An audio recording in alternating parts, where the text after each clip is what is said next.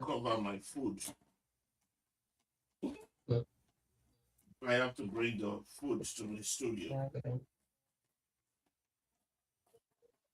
I have to bring my food to the studio. Okay. We're going live now. 10 seconds left. And we already have close to 17 or 18 people join us on TikTok. I have to apologize for a slight delay there. Hello, good morning, good afternoon, good evening, wherever your geographical location is. Welcome again to the Movement Radio, where we are the alternative radio stations that is trying to bring freedom and full citizenship to the Nigerian and the African mind. Welcome. We are here again to give you our educative and informative broadcast to enlighten the mind, to free our minds from the bondage of colonialization and new colonization, and also the bondage of false democracy that we are practicing. Welcome again, ladies and gentlemen. If you're in England, welcome. In America, in Nigeria, in Africa, wherever or whatever geographical location you're listening to us, we want to say welcome to the Movement Radio. We are the people's voice. We are the ones determined to move us towards freedom, the black man, the African mind, and the Nigerian people towards freedom. We want to change their narrative, the narrative where the country is a weapon that is fashioned against them. We want to change that narrative to a positive one. We want to empower the minds, and also we want to be the medium for which liberations of the African minds is established. Um, Welcome. My name is Alaba Ferreira, and I'm reporting to you from Chicago. I will first pass the microphone over to Abdullahi Salisu in Abuja. Uh, what's his name? Is also with us from Lagos, Ibukun Olua, but he's having some few technical problems connecting. So anytime he joins in, he will introduce himself. Meanwhile, I pass the microphone over to Abdullahi Salisu from Abuja. Salisu, microphone Oh, over. good morning, good afternoon, good evening, wherever you are around the world and wherever you are joining us from. Studio time tech here is 14 minutes after 8 p.m. here in Abuja. And welcome to Movement Radio, the voice of liberation, where we talk about issue based that is moving towards Nigerian liberation, and things are getting intense as the political season keeps moving it, and we are moving towards a very solid discussion. And today's program we target or we titled it Bigmanism is not our culture. So through it we will go through a lot of issues, and which will show you that our the Bigmanism in our political culture or in our ruling culture is not our true culture in Africa, because we know our leaders have to happen to be people who are humble, who have a lot of humility, who are decent. They are not the kind of people that we have today that are ruining the society, not only in Nigeria but across Africa. People who love title and the rest. So sit down, relax, and at any point in time you can decide to contribute your opinion either by commenting across all the social media platforms or on our X audio space where you pick up the mic and air out your contribution. Movement Radio is the voice of liberation, and we are not a one way flow, we are a two-way traffic. We talk, you talk, so we have a better Nigeria. Thank you. The mic back to Chicago. Yes, before we proceed and start telling you about all our topics, we want to tell you on which medium we are broadcasting from. We'll start with the initial medium, which is TikTok. In on TikTok, we are broadcasting live. So we've seen a lot of people have joined us already on TikTok, I see you, Tanji. Stay focused. That's a very good friend of mine, I must admit. Isabok, Kareem, Mama Vicky, all those that have joined us here on the Movement Radio. I see Talwizo, MT, Jade Gabriel, and so many others. Tonto, join. I should stop calling names on TikTok because usually the name is usually very long. So we are broadcasting on TikTok live, um, and we are broadcasting also on live on Instagram. On Instagram, we're broadcasting live. Also, we're broadcasting live on two stations on Facebook. One is the Movement Radio station on Facebook, and the other one is the Alabama Manuel Ferreira page on Facebook so that you can hear us. We're trying to spread out as much as we can because we are in the business of information, correct information, good information that will help the black man, the African mind towards liberation. So the more we spread all our tentacles across all medium, the more our message can get to the people we want them to get to so they would have no hindrance getting to us. So we are on two pages on Facebook, Alaba Ferreira, Facebook and Movement Radio Facebook. Also, we are on three pages right now on X. Two of them are visual.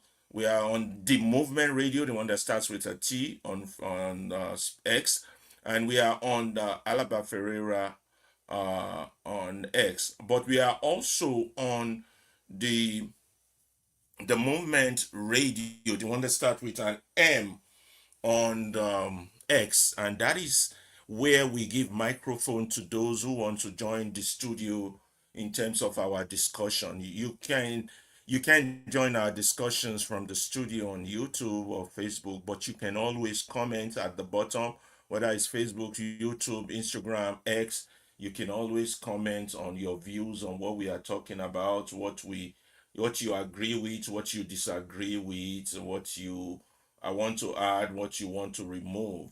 So I see more people, Bola, Kinto, Mowo, Rai, and all those joining us. You can always comment. We will see your comment and we would respond. But if you want to join for discussion, X Movement Radio is the best way to ask for a microphone and join us in this interesting debate of freeing our minds and emancipating our people and bringing us to a better quality of life than we have. Africa is sitting on a gold mine. Nigeria is sitting on the promised land with milk and honey, and yet we have no business with poverty, but poverty is what we have inherited as a result of bad governance. Thank you, Debo. Thank you very much. I see a lot of people requesting for invite to be as a guest.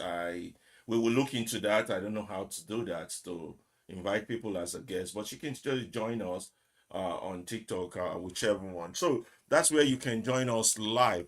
Our today's topic is the word Bigmanism is not our culture. So those even starts this conversation, we have to understand what is the term Bigmanism. It's a term that the movement radio itself coined.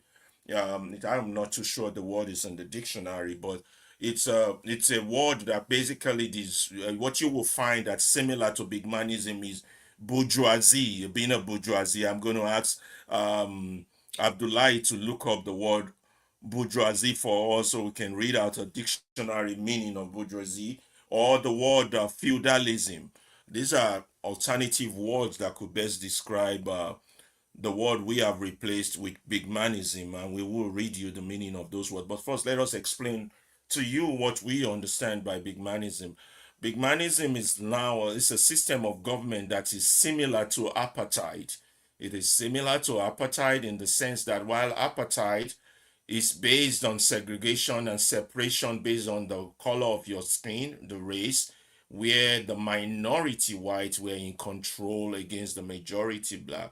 But in Bigmanism, all are black, but all are not of the same class. And then a certain group of people believe they are more superior or more equal or more human than the rest of the people, and their modus operandis exhibits this in their way they govern, the way they interpret facts, the way they analyze, the way they reason, basically, that they are more human or they are better human than the rest of the community.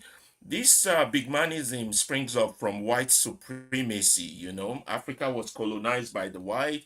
A lot of people were educated in the ways of the white man, of the colonialists, of the colonial masters, and then their mentality has evolved to think that if they make it or become successful within their community, they are better than the local community because they've been ordained to be the king and queen of their community. And so everybody must respect them, must say yes, sir, yes, ma, and all this nonsense. And therefore, once they are in power or they are in control, they are not they are above the law. In fact, they are the law. They are not just the law, they are gods. They are mini gods or major god or micro god you have to worship. And you have this all across our society, from the religious bodies, from the imams to the pastors to the father GOs, the religious, the Pentecostal churches, even the Catholic Church, or the father GOs, reverend fathers, pastors. Everybody just wants a title to show to the other man that they are better than them. And it is so bad in the Nigerian community that it has so much been ingrained in their blood that um, every dysfunction, they even portray it more, to the point where their failure to provide electricity to the country, everybody started buying generator. They even brought classism to the type of generators they buy. I better pass my neighbor generator is the brand name they call this generator. I better pass my neighbor, meaning I am better than my neighbor. I am not equal to my neighbor. I am more than my neighbor. And it's a thing of joy. Nigerians will go to church and give thanksgiving to God for blessing them above their neighbor. They don't see themselves as equal to their neighbor. They don't want to see themselves as the same level as their neighbor. They built neighborhoods based on this principle of Bigmanism. We have Banana Island, we have Lagos Island, we have not Lagos Island, we have Victoria Island, we have Ikoyi. These are high class neighborhood where the rich or purported rich wants to separate themselves from the rest of the community. And this is a mentally ingrained principle in the head of Nigerians. It started from the colonial era, where the colonialists were first of all settled in Ikoyi, and Ikoyi was separated from the mainland. And then the extension went into Victoria Island, and Victoria Island was separated from Morocco, which is the slum where the poor people stays. So, and as soon as the white man leaves the corridors of power and handed over to another, a new colonialist, the same black people. They just the color of colonialization just changed from whites back to black. This principle continues, and when they build houses, which the white man built, if you come to the white man land, they have built houses, and the boys' squad, the garage is renamed boys' quarters in Nigeria, and this boys' quarters now becomes where the housemaid or the house help stays, just like where the slaves stays, and then the big man stays in the main house. And everybody in Nigeria adopted the principles of having house help, house boy, housemaid, and so they have a driver. It just goes on and on. And all this is internalized in the way they interpret governance, in the way governance is spread. So this is the concept of Bigmanism. It's a form of apartheid, but what it does to the society is that it creates injustice. It creates man inhumanity to man. Fela Kuti has sang a lot of songs regarding this. All his album, it talks about how colonial mentality has messed the African leaders up, or the African elites up. How they don't see themselves as part of the same community. They are better. They are the prince. They are the king. They are the ones that needs to be worshipped. And this has basically brought down the community in such a sad and tragic format. So we will cover that. And why are we talking about this today? There's some basic things going on right now in the Nigerian news circle regarding a banker called Enemelu. or something, castigating a young lady from calling him by his first name, while the banks have a policy that every member should be called by their first name.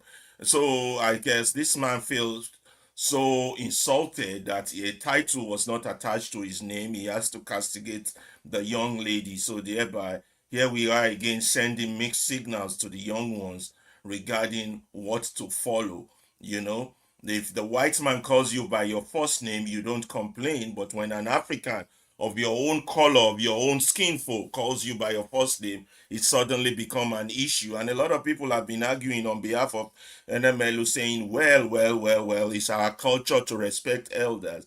But our culture, that we are arguing that that is not our culture. Our culture is a culture of respect. We can argue about that, but our culture is not a culture of subservience, and it's not a culture of dominance. It's not a culture of arrogance. It's not a culture of superiority. No, that is not our culture. So we will delve more into that. We will also look at the FBI cases regarding the president. We will read a few articles and things like that. So this is the lineup we have for today, and I would hand over back to Abdullahi before we start showing you videos, reading articles, and discussing each of these program. I know I didn't define Bigmanism as best as I can, but you get the drift, you get the idea. Bigmanism is like it's a superiority complex theory that I am better than my fellow human beings, and therefore I should be treated better. And while they should not be treated as equal as I am. So animal farm, some are more. Bigmanism is the concept of some are more equal than others. Then, I hand over the mic back to Abdullahi. Go ahead. okay, thank you. So, Bigmanism, can you hear me? Yes, yes, loud and clear. Okay. I say Bigmanism in the real sense, or if you relate it to an English word, it might be autocracy or despotism or a system of authoritarianism where someone has despotism. If you look at it in the concept that mostly talks about people who are desperate to govern and governing not because of any other thing but to be to be looked as people of the higher class more, while they have the opportunity to look some people below them and treat them as less equal than them. That's why in the concept of bigmanism, despotism and autocracy is things that are closely related to the concept as we discussed today. Because what we have in practice now currently across Africa or Nigeria in specific is kind of we have authoritarian government and we have people who are desperate for titles. So autocracy and despotism is the two concepts that we have to use to explain bigmanism to our audience. So anybody who is desperate for leadership and without even know necessarily knowing what it entails, and then people who are seeking for power. We have political class or elite, political elite who are like they have high test for power. So that's where we get the big manism from. And going forward, we read some articles and we'll play some videos that will explain what leadership truly means. And the videos are going to cut across a lot of the topics that we have discussed before and even what we will discuss currently because it's going to touch on our education system, what leadership truly means, and who you as someone who believe that you are literate, what are your responsibilities? So all this have to be taken care of. So thank you. Back to Chicago. I Yeah. think we can start with the videos. Okay. Yes. We are going to start with the videos now, and the first video. we wa- Okay, sorry. I just been told that most of our guests on our X audio were not hearing us for the first 5 minutes, but I hope we've rectified that situation now. We're going to start with my friend and Coordinated former by Mr. classmate Emmanuel Effiong Taiwo Bright. We did an Taiwo expose Akinlami's on comment this on this idea of Emenelu's borrowing foreign culture. issue, and let me share that with you on what Taiwo Akinlami That's, has to say regarding. I Can think the you hear name me? is Tony Elumelu. Yeah, that's the person. But my friend and former classmate Taiwo Akilami has an opinion on the Tony Olumelu situation, and let's hear him first of all, and then we'll the Olumelu debate. That's let's hear what Taiwo Akinlami has to say regarding this. I always respect Taiwo's article. He's a lawyer, a child advocate, and an egalitarian advocate. So let's hear what he has to say on this issue. I serve a constituency that is almost always misunderstood, chastised for following the pathway that the elders have shown them to follow. This constituency, our young people, they are good at following. But instead of commending them for following our examples, we chastise them, we confuse them, we make them objects of shame for trying to tread our path. It is very sad. As a person, I'm a practitioner, an ambassador of culture, particularly the Yoruba culture. I'm not a subscriber to first name, and I've never pretended to. Just last week, I straightened up somebody who I have a professional relationship with. As a matter of fact, we are just meeting and chose to address me by first name. I said, no, I don't accept it. Now, it is not a new thing for me. It has been like that for years. But you see, it has not been like that for corporate Nigeria. It has not been like that for the banking industry, who, in the name of freedom or whatever, decided to say that people should call themselves by first name within the corporate environment. Many years ago, when I was editing The Effective Manager, under the leadership of Mr. Olakunle and coordinated by Mr. Emmanuel Effiong Bright, we did an expose on this idea of borrowing foreign culture as the means of establishing freedom within the corporate Nigeria. We were saying you can establish freedom for the purpose of increasing productivity within corporate Nigeria without jettisoning our culture, particularly our culture of respect. Respect for elders, dignity, honor. You don't need to bring the strange fire of foreign ideals into everything. They have their place. We have our place. We can borrow from each other. It is in that light that I take a look at this whole idea and brouhaha that is going on right now. Our societies are unfair to our children. Our societies are unfair to our young people. We teach them a path to go. They follow that path, we crucify them. If today, corporate Nigeria has not changed its mind, we should say so. Mr. Elumelu is a leader within the corporate Nigeria that promoted, celebrated, supported this idea, this culture of first name and the rest. If he has changed his mind, he should say so.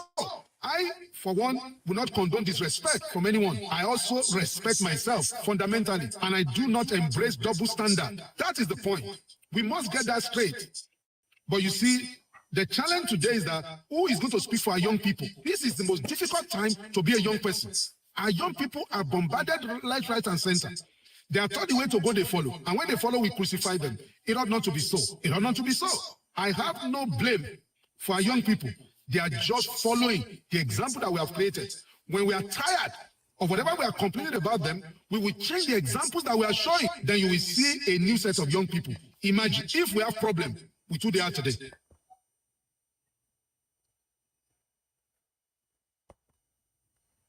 Yeah, that was Taiwo Akinlami putting his opinions out there. We also have it in print, and we would bring it to you all on that.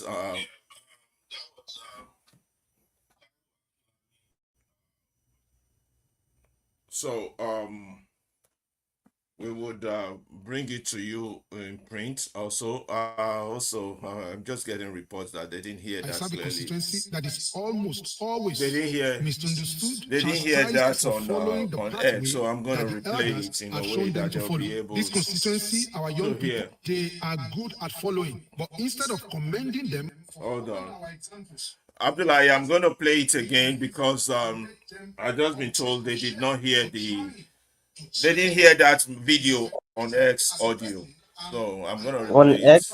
it. On X, yes. So I'm Yes, going to, don't worry, just replay it. yeah, let me just replay it. Hold on.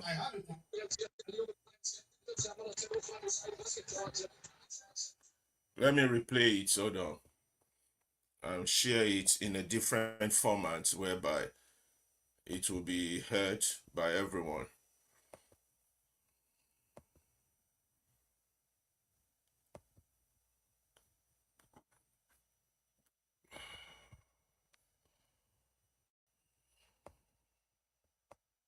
professional relationship with.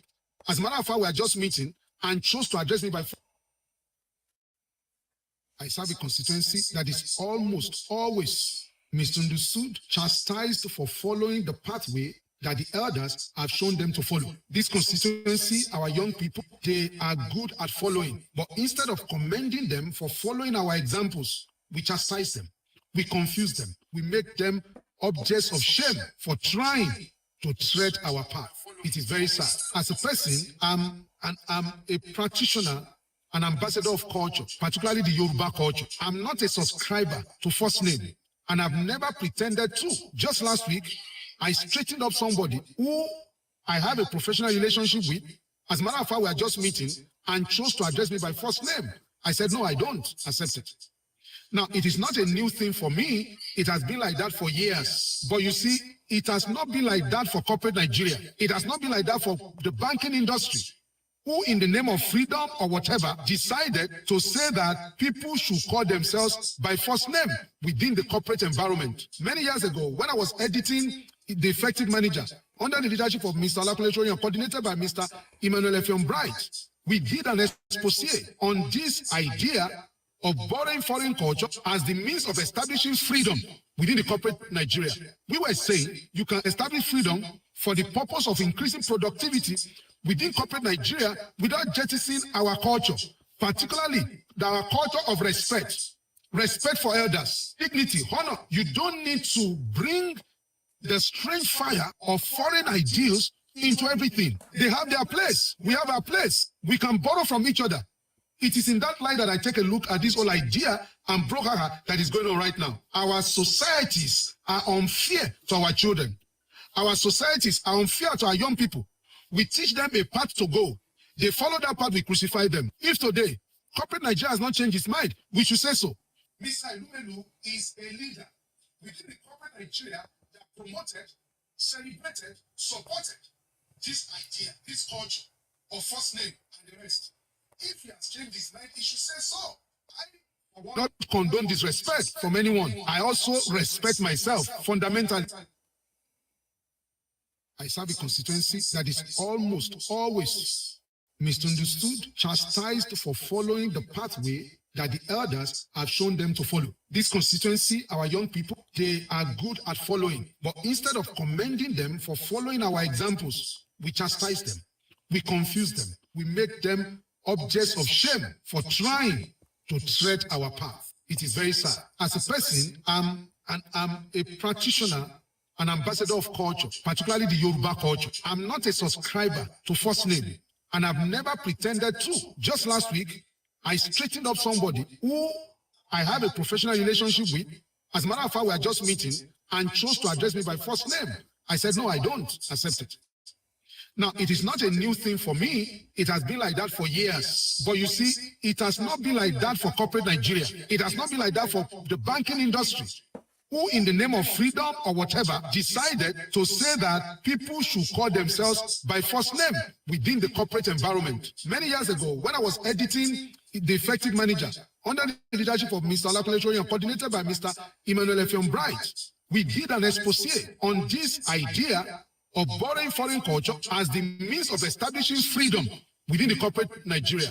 We were saying you can establish freedom for the purpose of increasing productivity within corporate Nigeria without jettisoning our culture, particularly our culture of respect for elders, dignity, honor. You don't need to bring the strange fire of foreign ideals into everything. They have their place. We have our place. We can borrow from each other. It is in that light that I take a look at this whole idea and brouhaha that is going on right now. Our societies are unfair to our children. Our societies are unfair to our young people. We teach them a path to go. They follow that path, we crucify them. If today, corporate Nigeria has not changed its mind, we should say so. Mr. Elumelu is a leader within the corporate Nigeria that promoted, celebrated, supported this idea, this culture of first name and the rest. If he has changed his mind, he should say so. I, for one, will not condone disrespect from anyone. I also respect myself fundamentally, and I do not embrace double standard. That is the point. We must get that straight. But you see, the challenge today is that who is going to speak for our young people? This is the most difficult time to be a young person. Our young people are bombarded left, right, and center. They are taught the way to go, they follow. And when they follow, we crucify them. It ought not to be so. It ought not to be so. I have no blame for our young people. They are just following the example that we have created. When we are tired of whatever we are complaining about them, we will change the examples that we are showing. Then you will see a new set of young people. Imagine if we have problem with who they are today. Okay. Thank you, Taiwo Akinlami, for that. We have several videos we want to share for you. But first, microphone back to Abdullahi to see uh, what um what Abdullahi has to say regarding Taiwo's comments regarding this NMLO. We still have other videos and everything, but let's go straight to Abdullahi in Abuja. A comment on that last video. Uh, yes, thank you. Yes, thank you. Just like I what he just like said, what he said. Eh? the young The people will be young people will be seriously seriously confused when confused you go when to you school go or to when you school go to or any when you go formal to any formal organization or organization the or corporate the world, corporate world, as Yeah. as by by Mr. Tayo. Mr. So Tayo. he So said, he said, if you look at if it, you look at it, everything that you everything do, that you you start do, with you your start with first your name. first name. Yeah. So, and So, people and are people addressed are with that addressed first with name. that Then first name. now, Then some now, people some who are people looked who at are what looked at what models, models who have who benefited have from that benefited from that corporate, and corporate they also and they practice also that. practice that. Now they are saying Now they they are don't, saying they because if don't, you look at because how if you he look at said, how he said, when she said to when she said Mr. to Mr. Elumelu, Elumelu, the man the just shut man her just down. shut He her said, down. He no, said, you no, either you call me either Mr. call me Taiwo, Mr. Taiwo or you call him or with call him with third name. third I name. said, I no, said, no, that shouldn't that be, shouldn't because be, in the because corporate in the world, what corporate they world, did what is they that did is that you address the you person by address the his person first by name. his first name.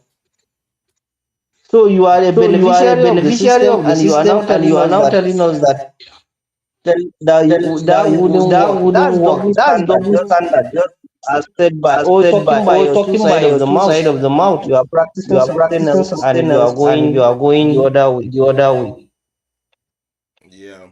So I it's believe quite So it's quite unfortunate. The young unfortunate. The young generation would don't generation know which would one don't to know which go with. one to go with.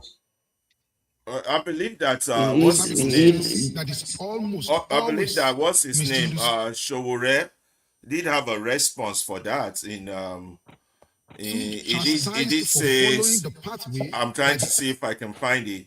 Showore did have a reply, and a lot of the Olodo uprising people were up in arms, attacking him and all the usual stuff.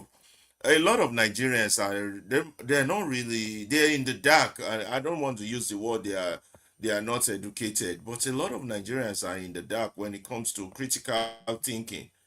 They just don't think straight. I'm trying to see if I can find that Shore's response to this guy. Hold on, let me see if I find it. But they were attacking him, blah blah blah. He shouldn't have said that. He did say this. There was a lot of noise making, and the movement radio kind of agree with that Showore position regarding this Enemelu situation, that it is not about culture, but rather it is about class. I'm trying to see if I can find that Showore's response. It is not about culture, but rather about class. You understand? Yeah, even Yeah, me, I think even it's me, I about think it's class. about class. You know, so because even Because Taiwo, he He just pardon he with pardoned with yeah, someone that he someone regard that he as regard as his own that his has own his own status. status. yeah. And there have been He videos where won't when the talk He the won't person stop the that way. person that way. yes, and there's been videos where a white man called him Tony. He didn't have an issue with that. But those who are arguing on the other side, they brought up Maya Angelou's comment where she chastised a young lady who called Maya at an American interview session that if Maya can do it, Nemelu must do that. But the people arguing like this are not looking at the fact that that is the policy of the bankers. They made that policy that they could call each other by the first name. So how come it became a main issue now for these people? You understand? So those who are bringing up Maya Angelou's arguments, they're not balancing their views, and Nigerians just they do that a lot just to win an argument. They don't take a holistic position of what the story is or what's going on. They just want to win at all costs, and they're usually very insultive. That's usually the first thing they go for. That's how you know they don't really have a point when they are talking. They're always very insultive. Okay, that's the first thing they go for, insults. Um, hold on, let me see what's going on here. Can you still hear me, Abdullahi? Just checking. Yes, I can hear you. Yes, I can hear you. Okay, good, good, good. Because I'm having the small computer freeze here. Hold on. This is just This is generally, just even generally, the even the network. network. Yeah, I'm having a computer freeze, so I'm thinking I hope it's not affecting my audio. So if that's your policy and the lady is just following policy, why? It's I think it's a class thing. He just felt he has to prove his bigmanism in front of that audience. Yes, Yes, that that bourgeoisie bourgeoisie culture. Bourgeoisie thing, yeah, culture. He has to just be a big man, and the girl calling him by his name is not allowing him to do that. You understand? Yes, That's exactly it what I feels see like that is happening. maybe they you don't don't have you don't regard have to his regard class. to his class. The man of his A Yeah, man of position his should be position should be respected. respected. a man of his position should be respected. That's just what is going on. I wish I could find that show rest stuff, but if I don't find it, we're gonna move on. There's some videos I plan to share with us regarding the state of mind of the black man.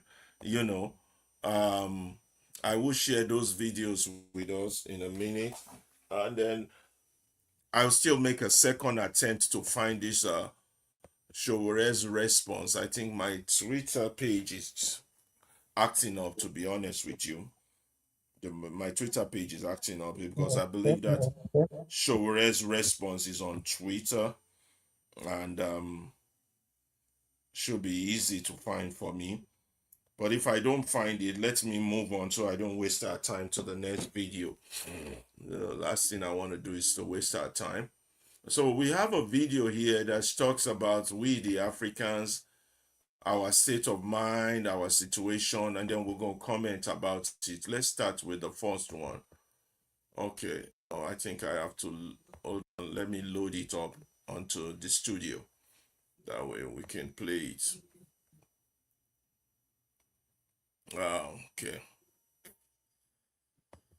Uh, I want to play it. Hold on.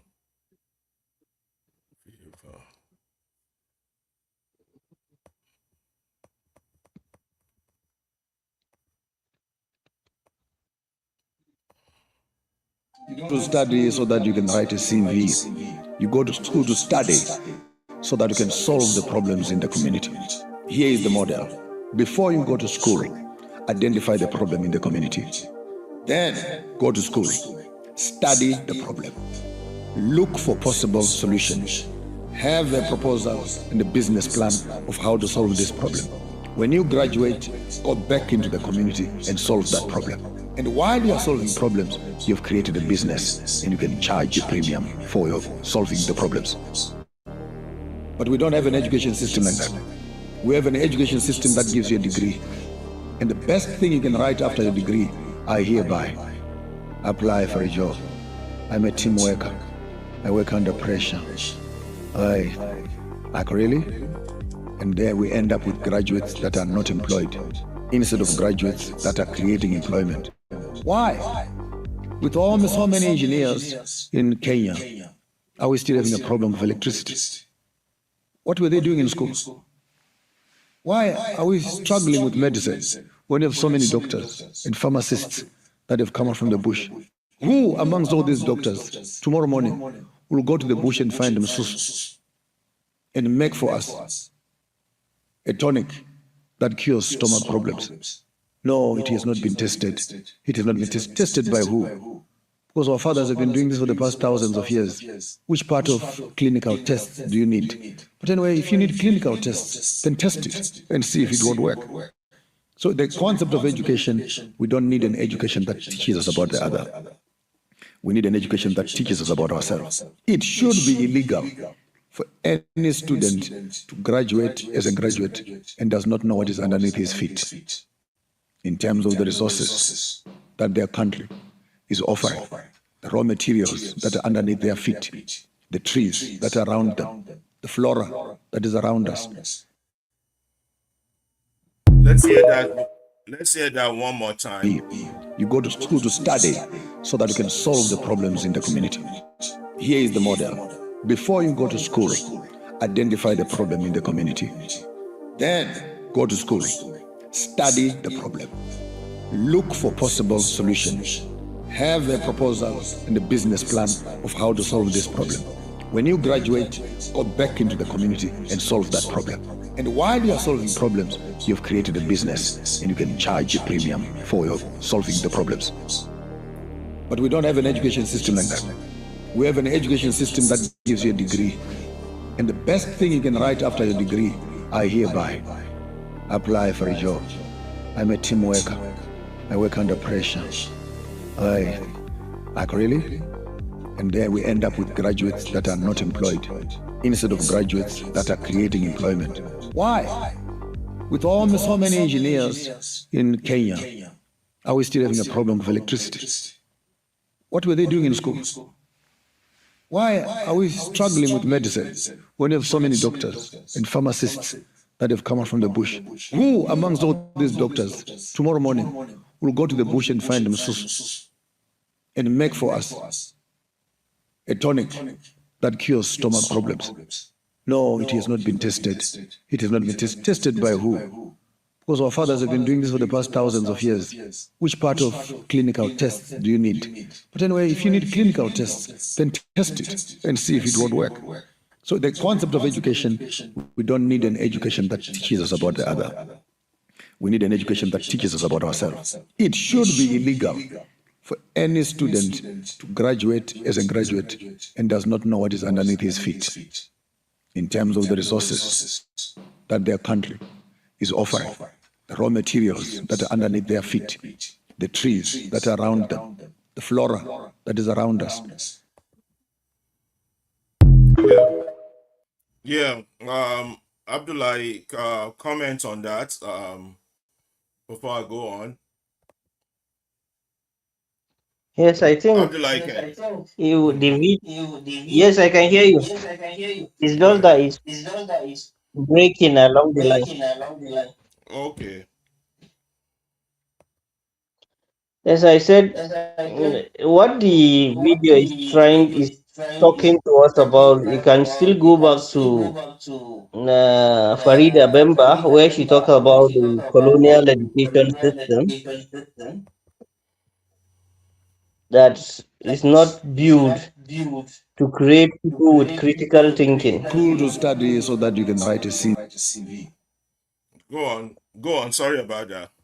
And then, and also when you look at the towards the last part of the video where he's talking about we having large number of graduates, you will see that you Cool to have study so engineers that the basic one study electrical engineer, mechatronic, mechanical engineering, and at the same time we still have problems, enormous problem in those aspects that you can't say that is solved or is fixed. And then we also looking our own this education system always makes us doubt our own and accept what is not our own. That's the aspect of what the African traditional medicine,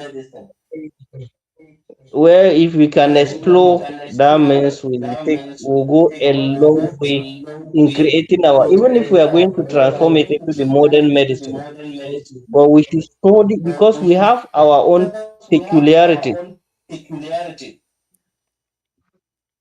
which if we can capitalize on that will go a long way in solving some of we can at this age and at this era we can still be dependent from the global pharmaceutical companies, A leader must have the vision. Pfizer and the rest, for them to produce medicines for us.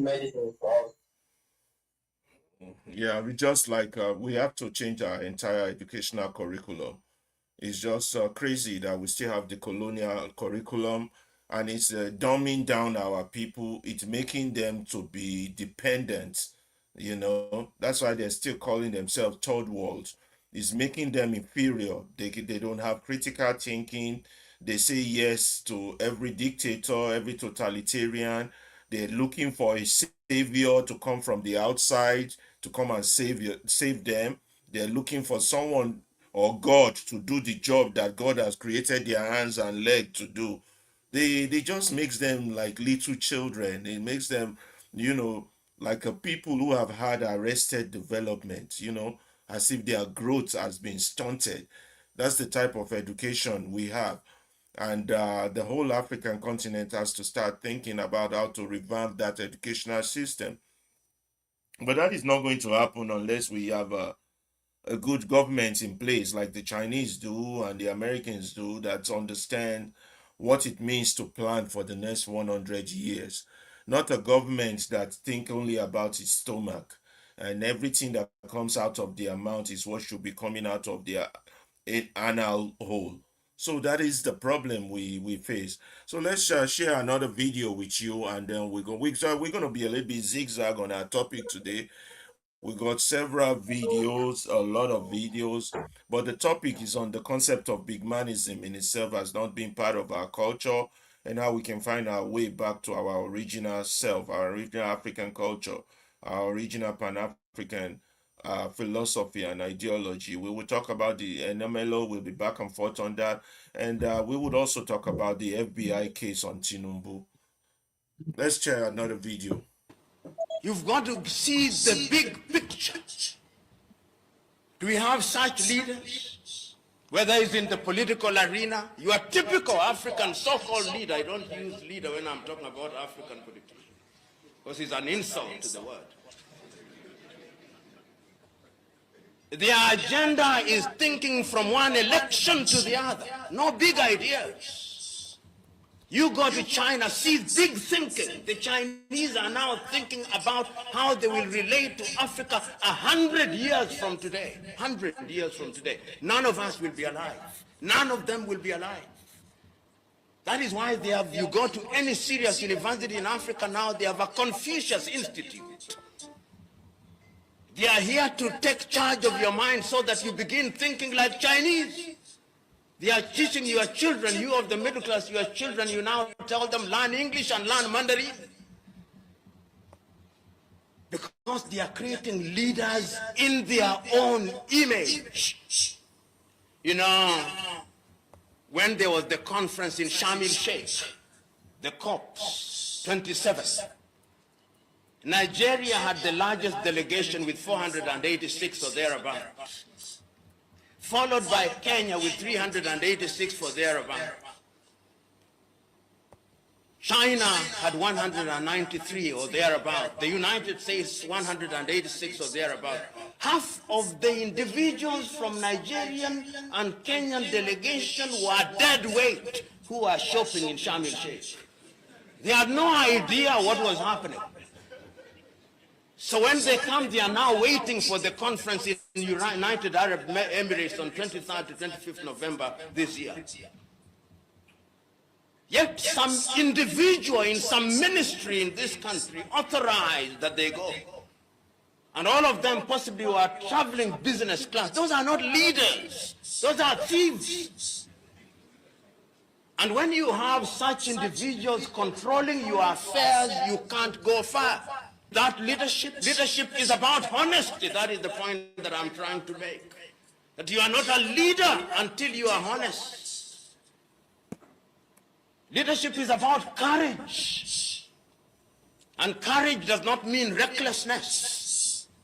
It's about doing the right thing in a manner that is orderly. Are we courageous? Are you prepared to speak your mind without fear of consequence? He's lucky that we don't have the minister in charge here. If he was here, many of you here would be groveling, Mr. CS, Mr. CS. That's what we do in Africa. We see public officials and we go on a worship mode. And we don't tell them the truth. So somebody who is a CS, somebody who is a PS is being worshipped and you claim you are a leader. Leadership is about empathy, about building a team. I was telling some young men that one of the things that amazes me and annoys me at once is when African countries go for team sports. Right now, there is the women's football in New Zealand and Australia.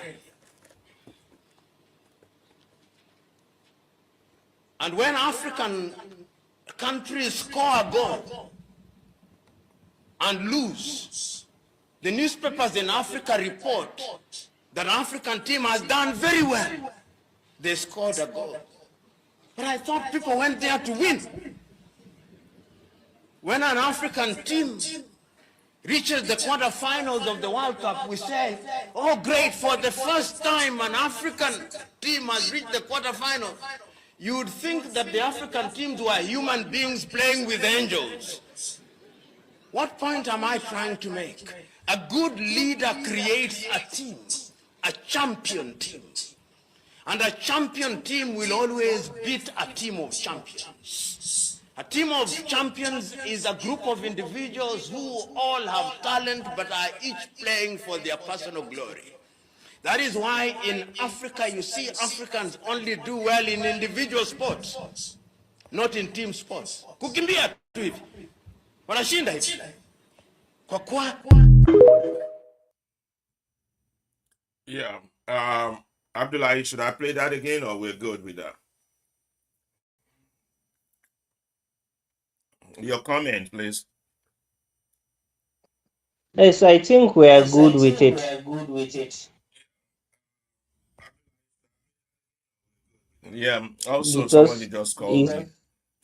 somebody just called me to tell me that they didn't hear that video on the X audio. I don't know what we are doing wrong, but it's okay.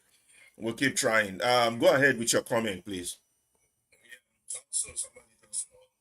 okay. Even the first one that you replay, you didn't hear it. Oh, you didn't hear it. Okay. Even the No, first one that I replayed. no, I said the first one, those ones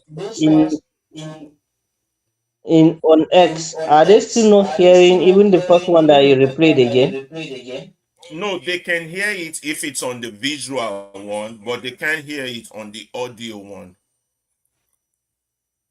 They hear it on the visual because the visual one is whatever is showing on YouTube or Facebook is what they hear, and TikTok and Instagram. So it's just something about the audio, the one where they can ask for a microphone that some of these videos they can't hear, it just goes blank. But they do hear me when I talk, but they don't hear the video. So I think if Bokun would have been able to help us, but Okay, he's not here. It's okay. We just keep going. okay, no problem. Let's see. No So, problem. what if you look at what he is just trying to tell us is that we don't have visionary leaders. We just have leaders that just think within the prism of their own or their own within just a short while other countries around the world, they have visionary leaders. That's why they think far and they plan ahead. They plan for hundreds and thousands of years. But if you see what we have currently in our own situation, maybe they will tell you a 2 years plan or policy that even they will not even implement. So it's quite disheartening that we call these people. That's why in movement radio we don't call them leaders. We call them ruiners because instead of building bridges,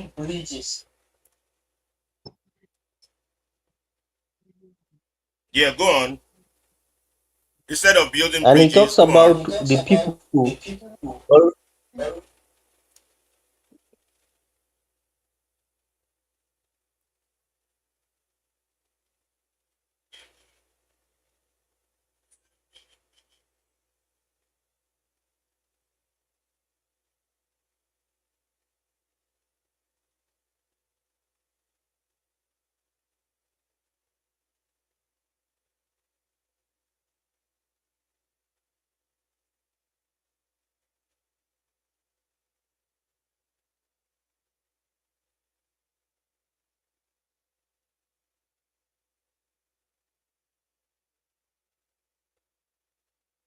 Individuals who may have gone to school, they have degrees, PhDs, they are professors, but they are idiots.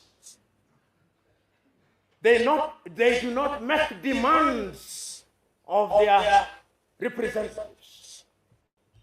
When there are potholes on the road, they buy four-wheel drive cars. When there is insecurity, they hire security firms. Gadawild from Canada, Fargo from the United States, 4GS from the United Kingdom. Those are idiots. They think that they are immune. They are close to their countries.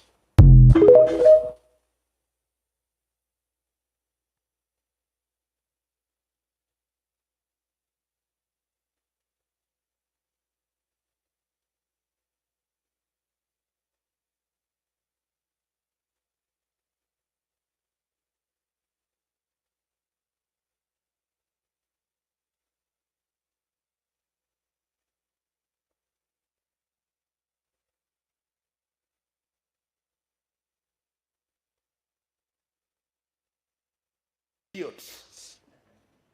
Idiots are individuals who may have gone to school. They have degrees, PhDs, they are professors, but they are idiots. They do not make demands of their representatives. When there are potholes on the road, they buy four-wheel drive cars. When there is insecurity, they hire security firms. Gadawild from Canada, Fargo from the United States, 4GS from the United Kingdom.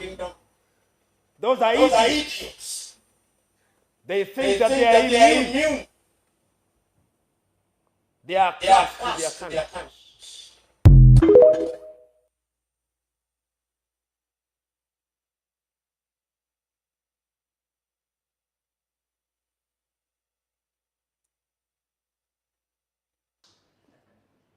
Idiots are individuals who may have gone to school. They have degrees, PhDs, they are professors, but they are idiots.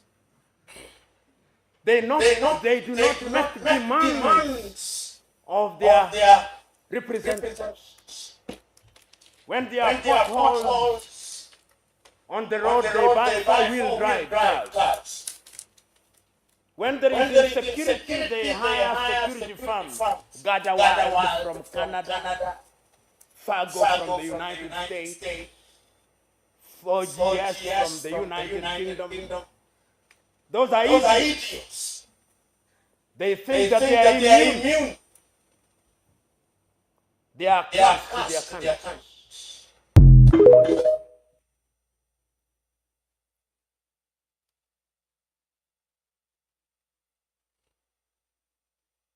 Well, that opinion, it seems that, oh, I lost Abdullah due to technical problem.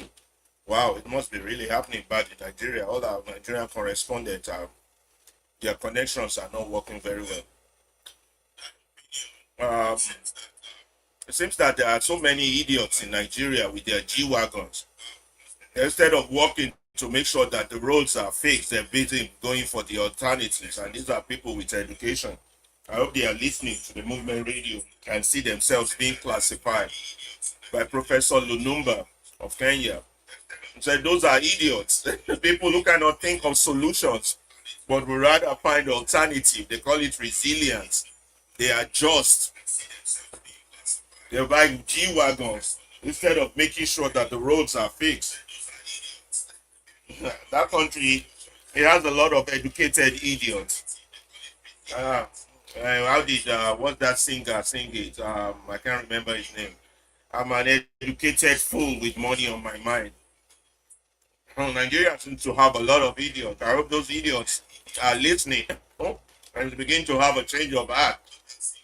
If you're educated and the solution you have your country with potholes and bad roads is to buy a G-Wagon, not to fix the road. You have not come to this world to fix problem. You are a part of the problem. Let's watch that video one more time and I'll come on with a new video. Idiots. Idiots are individuals who may have gone to school. They have degrees, PhDs, they are professors, but they are idiots. They do not make demands of their representatives. When there are potholes on the road, they buy four-wheel drive cars. When there is insecurity, they hire security firms, Gadawild from Canada, Fargo from the United States, 4GS from the United Kingdom. Those are idiots. They think that they are immune.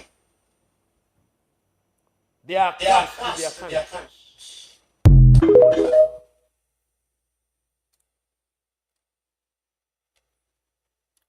We've said it repeatedly, the type of education we receive is not a productive form of education. It's a very bad form of education, and that we have not been useful or relevant to our society to help solve problems. We've been dependent, we've been everything, but useful is not the word we will use to describe a typical educated African. These are tragic, but these are facts. We're going to continue the program today by sharing with you some other details regarding the Nigerian situation. We got a lot to share. First is this poster in relation to the issue of the presidency. So the question is, the files they cannot show us. What is the FBI hiding about Bola Tinubu? The files they cannot show us. We are going to read you that article in a minute. But first, we have a cartoon we want to share with you. And so we want to talk about Tinubu's campaign team, not because we are anti-APC. Yes, we are anti-APC. But because we found out that all the people that have committed a crime are being put into the campaign team while they've not been punished. But first, here's a board poster going around in Lagos. I think this looks like an AI generated poster because Lagos bicycles will not look that clean and the buses will not look that clean, even though they look damaged. So it has to be AI. Bats the rat. He talked to the FBI. Now he wants your vote. Don't trust the snitch. Defeat Tinubu. No rats in power.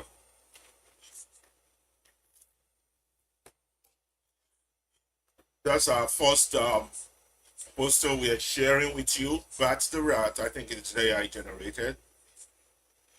That's coming from Mike Arnold. I think he's a frequent commentator in the Nigerian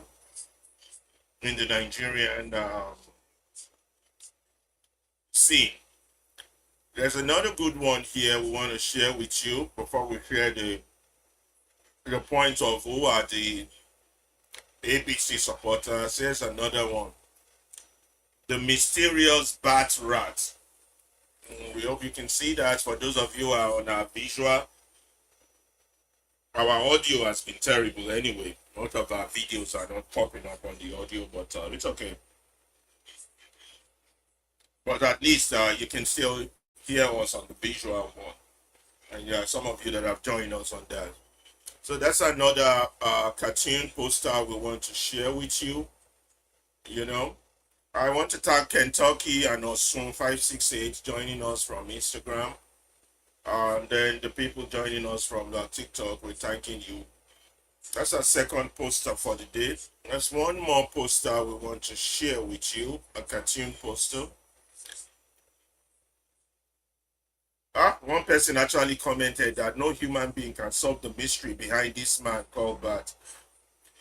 A bat is a very dangerous animal, flies at night, hangs upside down, sleeps upside down, looks like a dog, and many more. Woo! It is quite entertaining for us Nigerians. Thank you, Mr. Mike Arnold, for this. Okay, we're going to move on to the next cartoon we want to share with you before we share a video. And then we got several articles we want to share with you. There's the issue of the fake agencies also, and we want to talk. But first, let's hear what fashion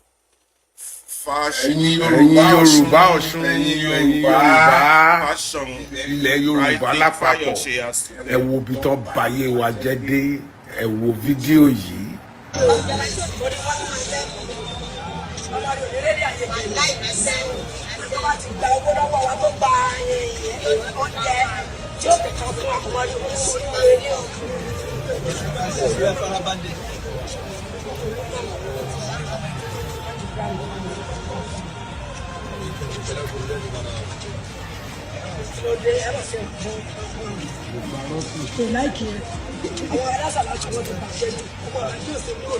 ṣe ti rí bí tẹ́bísì ti báyé yín jẹ́ dé wọ́n wá fún yín ní ráìsì tí ò wọ kóńgò kan kò wọ 1 kg wọ́n wá ní kẹ́ máa búra àwọn ọmọ tẹ́ bí láti ní ẹ wá kí wọ́n búra lórí ráìsì tí ò tó kóńgò kan. Ó mà ṣe o wọ́n ti báyé yín jẹ́ pátápátá korogodo ráìsì tí ò wọ kóńgò kan wọ́n á fowó àbúyín ṣàbúyín lálejò owó tó yẹ kó jẹ́ pé garawa ráìsì lẹ́ẹ̀ni lé wọ́n á fún yín ráìsì tí ò pé kóńgò kan tẹ́ ẹ lè ṣe tí èèyàn márùn-ún lè jẹ wọ́n á báyé yín jẹ́ korogodo tán ẹ wò bọ́n ṣe ń ṣayé yín lọ́sùn wọ́n á fún yín ní ráìsì wọ́n tún ní kẹ́ máa búra. ṣé Yorùbá t'Awólọ́wọ̀ wá rèé ni àbí Yorùbá tí Nnamdi Azikiwe jà fún rèé? Kákúkú wà lóko ẹrú èyìnbó ó bẹ́tà ju ká wà lóko ẹrú àwọn èèyàn wa àbínibí àwọn tó ń jọ bí wa ńlẹ̀ Yorùbá wá sọ wá dẹrú wọn wá fún wa ráìsì kóńgò kan láti ràbò wa láti rẹ̀ tọ́ wa láti gba dúkìá wa lọ́wọ́ wa wọ́n wá fi dúkìá wa ṣe wá lálejò wọ́n ti báyé Yorùbá jẹ́ tó bá sọ fún mi pé Yorùbá lè débi tó wà yìí màá ní rọ́ọ̀lì ayé mi kò lè ṣẹlẹ̀ lójú ẹ̀mí mi kò lè ṣẹlẹ̀ ó mà ti ń ṣẹlẹ̀ ẹ wo Yorùbá tó ń ta ráìsì ẹ̀ láti tàbó ẹ̀ ráìsì tí ò wọ kóńgò tí ò wọ módù kan wọ́n ti báyé Yorùbá jẹ́ ẹ̀dẹ̀ sí ń tẹ̀lé Yorùbá rọ́ ẹ̀ ń báyé ara yín jẹ́ ẹ̀ ń bàrán díran àwọn ọmọ yín jẹ́ pẹ̀lú irú Yorùbá wo ti yín kàkà kàkà bẹ́ẹ̀ ṣé kò yẹ kẹ́ wà lóko ẹrú èyìnbó wọ́n ti bayé yorùbá jẹ́ pátápátá gbáà àtẹnujẹ wa bayé yín jẹ́ wọ́n á fowó àbúyín ṣàbúyín lálejò yìí ṣé yorùbá ni ní báyìí ó máa dùn mí o ará ọ̀ṣun eléyìí ó bàlùmọ̀.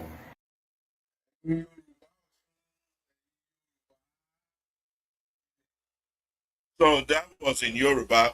That's Isaac Fayose talking about how the people have been destroyed. That is not traditional for the Yorubas to be begging for food, and they're begging rice, and they're asking them to use their children's name to swear. So that's what he was saying basically in Yoruba. I know we lost you, Abdullahi, for a few moments there due to network. We just showed what you missed was that we showed two cartoon character of bats, and then I was looking for the third one before I ran into that Fire Shares video. If you have any comments, you can go ahead and say it. No, I think Oh, wait. across in a country like Nigeria, Hold if on, not Abdullahi. because Before you call, hunger. hold on, Abdullahi, hold on. There's another video I need you to show so that you can comment on both together. This is under the bridge. Uh, hold on.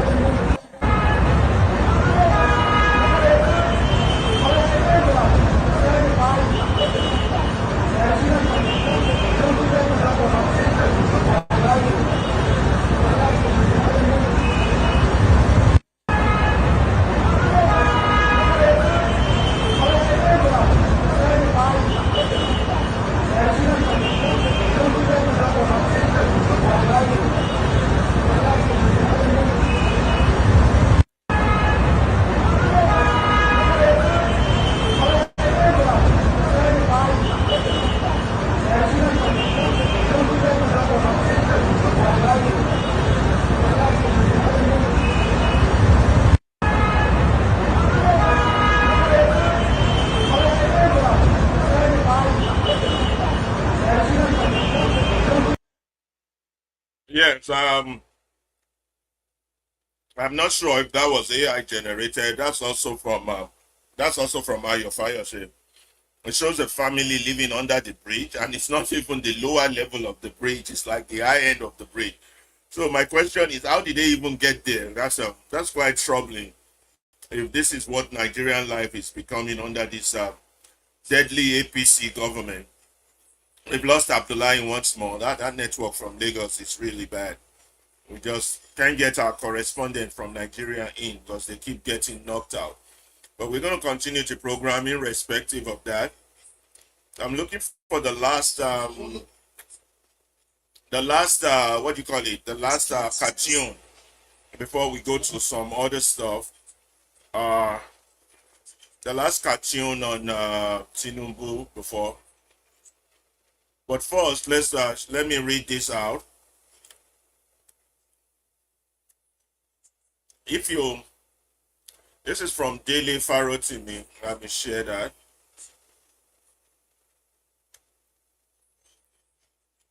Yeah, we're doing a lot of sharing today, and not less article reading. We're going to get there, but we're doing quite a lot. If you support the APC, examine yourself,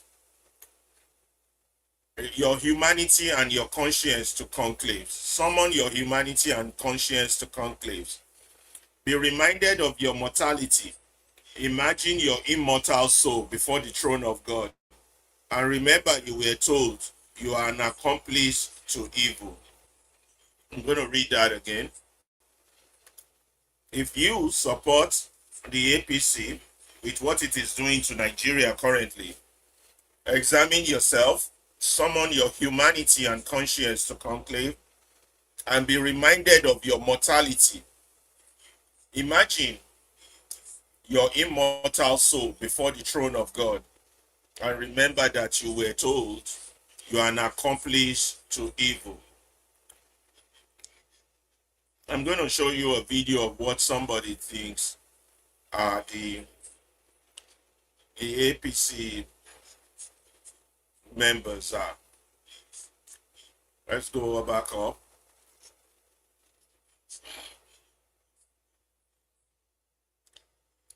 Let me see if Abdullah is back. The network is real bad. They keep knocking all our correspondents from Nigeria off. We can't catch up with Lagos. We can't catch up with Abuja. I don't know what's going on. Oh, well, Abdullah is back. Yeah, so sorry, Abdullah. That thing keeps kicking you out. It's okay. I Yes, just read something about if switching you're an network, but APC. still, Yeah, if you're an APC member, you should examine your conscience that you are an accomplice to evil.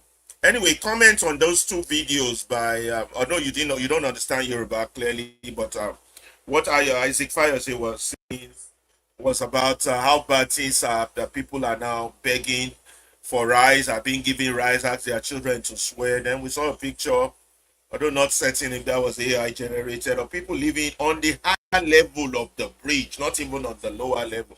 I don't know if yes, the accommodation video is problems have. circulating. Eh? You I say saw the what? video circulating almost everywhere on the internet. Oh, the video is everywhere. Is it real? It can't. That can be. Well, it could be real. I'm trying to figure out if it's AI because how did they get to that level of the Yes, bridge for even the even family to be living even there? if it is AI, but if you look at the housing deficit in Nigeria, Yeah. many people are.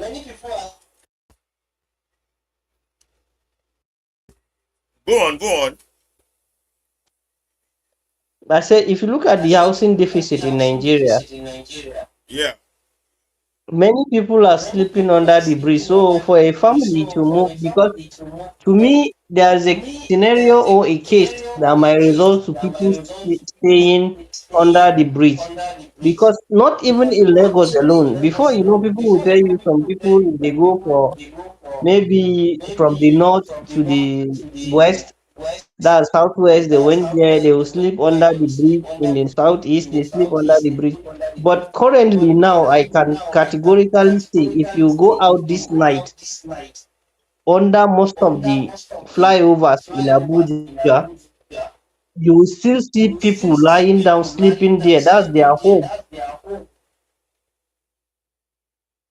So such videos can be real. They are real. That's Yes, what you're it can saying. be real, though I can't say straight ahead it's real, but people are actually living because a family maybe they lost their own house, maybe due to flooding or one issue or the other. They can use that as a temporary space because they see it's a place that is covered, the water will not touch them, and they can sleep instead of them because it's raining season already. They need something over their head so that as a roof. So the under the bridge is where they feel like it's safe. If you go But even but that pedestrian bridge, people are staying there. but that second layer of the bridge, how did they get there? How did that family get there? They're washing clothes, cooking, and that looks bad. I don't want to It put looks that very picture bad. on for Even too me, the long. first thing I question is how do they get there? Oh my That's God, we why have night. even me, I'm trying to see how real that video is. We'll keep digging it out, but the government, the Ministry of Housing, need to do a lot of work Abdullahi, we because have we have a 91. lot. Abdullahi, hold on. We have 91 messages on TikTok. I don't even know how to access my messages on that thing. I don't know. I think people are really responding to us on TikTok. While I don't know. We've got to figure this out. I just seen something pop up that there's been 91 messages for us on TikTok. I I think don't you know. can. Well, we'll do that later, but not now. Let's just continue our conversation. Okay. Yeah, yeah, because that would be a distraction for now. I just seen it now. So, it is people are really suffering. Oh, what have we done to ourselves? Let's listen to this guy and have what he has to say about Well, I just read something about if you're an APC member, it means you are an accomplice to evil because by now you should have resigned from that Being a party. Tinubu If supporter you know what. genuinely is a mental health problem. There are two types of Tinubu supporters. There are the ones who genuinely believe that Tinubu is better for Nigeria. That I consider a mental health problem. Advice will not solve it. You need a combination of prayers, deliverance, psychiatric management, because you cannot genuinely see something that is eating you up and support it. Being a Tinubu supporter genuinely is a mental health problem. It's prayers you need. That is one. Then there is the other type of Tinubu supporters who are supporting because they are motivated by money. Those one are in two categories. There are the local supporters, there are the foreign supporters. For the local supporters, I understand your economic predicament. I understand that you are frustrated and you need the money to survive. I will not be the one to say you should not take Tinubu's money to feed your family. I'm not that wicked. But I'm only saying that in your heart of heart, always remember that that money you are eating is meant for something else. It is meant for an hospital in your area. It is meant to pay police so that you are more secure. And eventually, by the time you are kidnapped, kidnappers don't accept rights. Kidnappers will not take 10,000 naira from you as ransom. Kidnappers will not accept that you are a city boy or city girl or city Olusho. They will take their normal ransom. So you have it at the back of your mind that you are eating money that you cannot pay. But then there's the ones in the diaspora. Those are the ones that I consider children of Satan. I'm going to play that one more time because Being a Tinubu supporter genuinely is a mental health problem. There are two types of Tinubu supporters. There are the ones who genuinely believe that Tinubu is better for Nigeria. That I consider a mental health problem. Advice will not solve it. You need a combination of prayers, deliverance, psychiatric management, because you cannot genuinely see something that is eating you up and support it. Being a Tinubu supporter genuinely is a mental health problem. It's prayers you need. That is one. Then there is the other type of Tinubu supporters who are supporting because they are motivated by money. Those one are in two categories. There are the local supporters, there are the foreign supporters. For the local supporters, I understand your economic predicament. I understand that you are frustrated and you need the money to survive. I will not be the one to say you should not take Tinubu's money to feed your family. I'm not that wicked. But I'm only saying that in your heart of heart, always remember that that money you are eating is meant for something else. It is meant for an hospital in your area. It is meant to pay police so that you are more secure. And eventually, by the time you are kidnapped, kidnappers don't accept rights. Kidnappers will not take 10,000 naira from you as ransom. Kidnappers will not accept that you are a city boy or city girl or city Olusho. They will take their normal ransom. So you have it at the back of your mind that you are eating money that you cannot pay. But then there's the ones in the diaspora. Those are the ones that I consider children of Satan.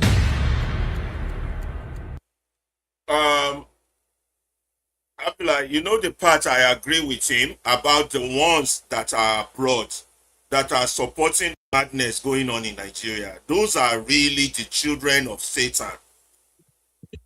I really Yes, believe that actually, because because they have escaped the hell, but they don't want their fellow Nigerian. I can understand those that are still there supporting this madness. They don't know better. They are poor. They have to survive. They are hungry. You can still rationalize their behavior, even though it's still a mental sickness.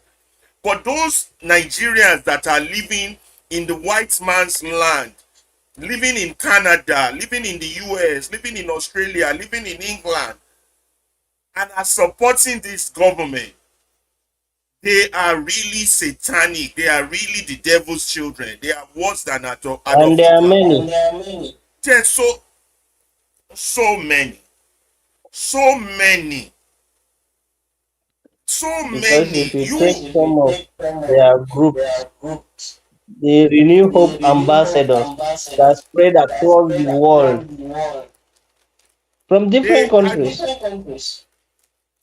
do they even review themselves and see what they are supporting? It's like it's like a Jew saying that I am a strong support of Adolf Hitler. You know, This is them what they these don't people are doing. all they look after is that okay, them they have escaped, and this man, to me, maybe even them they are agent, they are working with the system so that they will maintain the system. Wow. because maybe they are doing one illegal or things that are not right, and I they are think using the system as cover up. I think so. I think they are doing something illegal, even though they are living abroad. So they need that illegality going on in Nigeria to continue their own illegality abroad. That is the only way that can make sense. That's what I think, even me, because there you can't be saying, you can't be clean and be supporting what is unclean and is something immoral.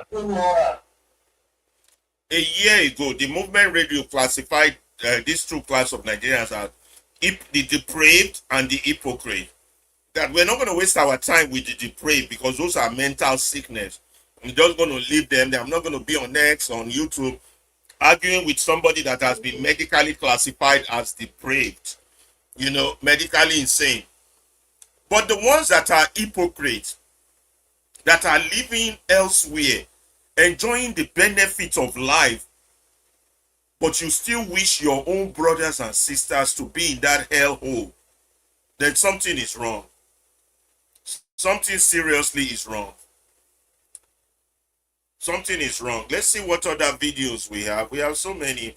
We've just been covered a lot of. We wanted to see if we can talk about this APC's campaign team that involves this Edu, the young lady. I keep thinking that girl must be so fine that the Tinubu administration cannot do with her. First of all, she stole a whole ministry money. She was not prosecuted. Now she's being reappointed as one of those in their campaign team. But let's hear this message from authoritarianism appeals to people who cannot tolerate complexity. Let's share that with our viewers, and then we'll go to the story of Bita Edu being reappointed into Tinubu's campaign team. Something up with that. So authoritarianism, which is what we have now in Nigeria, dictatorship basically, appeals simply to people who cannot tolerate complexity. In Twilight of Democracy, this lady Anne Applebaum argues that the authoritarianism is not necessarily tied to the political left or right. At its core is an anti-pluralist mindset. Anti-pluralist, they don't want multiple views. A discomfort with disagreement, they don't like disagreement.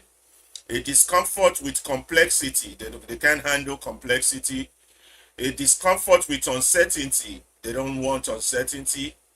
And competing ways to seeing the world. So authoritarian politics, which is what we practice in Nigeria now, becomes attractive when people prefer a single simple explanation and a unified political identity over the messy reality of democratic debate. The danger begins when disagreement is treated as disloyalty, which is what the APC government is doing now. Opponents are seen as enemies, and political diversity becomes something to eliminate rather than negotiate. Authoritarianism is therefore less a fixed ideology than a way of relating to political difference and complexity. Yeah, you see that? Did you hear that, Abdullahi? Any comment on that? It's an anti-pluralist. It's suspicious of peoples with different ideas. That's what authoritarians do, and that is what we are having, and that's why we are talking about authoritarianism. They are always allergic to a fierce debate, whether those who want to ultimately derive their politics from Marxism, nationalism, is irrelevant. It's a frame of mind, not a set of ideas. If you want to know more about this quote, try and read Anne Applebaum's book, Twilight of Democracy, The Seductive Law of Authoritarianism. That's a nice book to read. Twilight of Democracy, The Seductive Law of Authoritarianism by Anne Applebaum. So it's basically telling you that those who are authoritarian, they don't want debate. They don't like debate. They just want their way. Abdullahi, any comment on that statement? That it's a set of mind.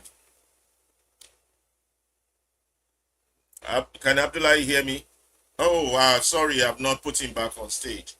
Sorry, I didn't put you back on stage. Did you hear what I read about authoritarianism? Yeah, yes, I heard what you read. You know, the network keep. The network keep messing with all of you in Lagos. You know, you're not the only ones having problem. You know, this guy, Daily Parroting, he could not do his broadcast also because of the network. He had his page up. Yes, So, and Ibukun also I could not join us from Lagos, and just you and me. Go ahead. yes, you know what is happening. That's why we are discussing. Because if you look at the authoritarianism and you will like relate it with Bigmanism, is something very similar. It is.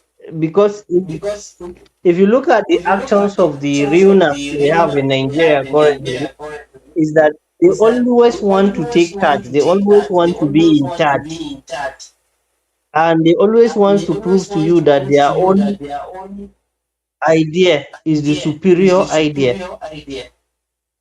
That is true. That's why it's what is in practice in Nigeria. Autocracy, authoritarianism is what is happening. It's terrible. So let us go to something else. We've taken care of that. Um, let's talk about this.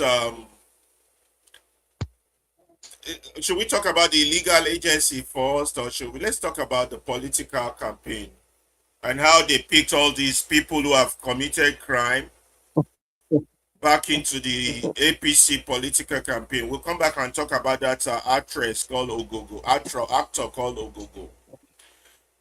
Corruption is not a crime in Tinubu's government. In his 2027 campaign council, he has reappointed Bita Edu, Ngozi Olejema. Let me tell you about Bita Edu. Bita Edu has been suspended. Let me share this with the crowd so they can see. Yes, I Yeah, think Bita it's just Edu. that Go ahead. Go ahead. placing the names, You say what? the maybe the person that designed the this thing, the names are exchanged because the young lady is the better head while Ngozi is the other old Yeah, woman. Ngozi Olejema. Yeah, the person switched the pictures. Yeah, yeah, and that's why Yes, I'm saying that because the other picture is for Better Edu.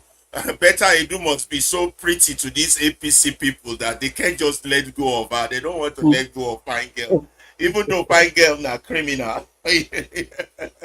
It's not. This girl was suspended in 2024 over an alleged 385 million fraud, and now you're making her a campaign council member.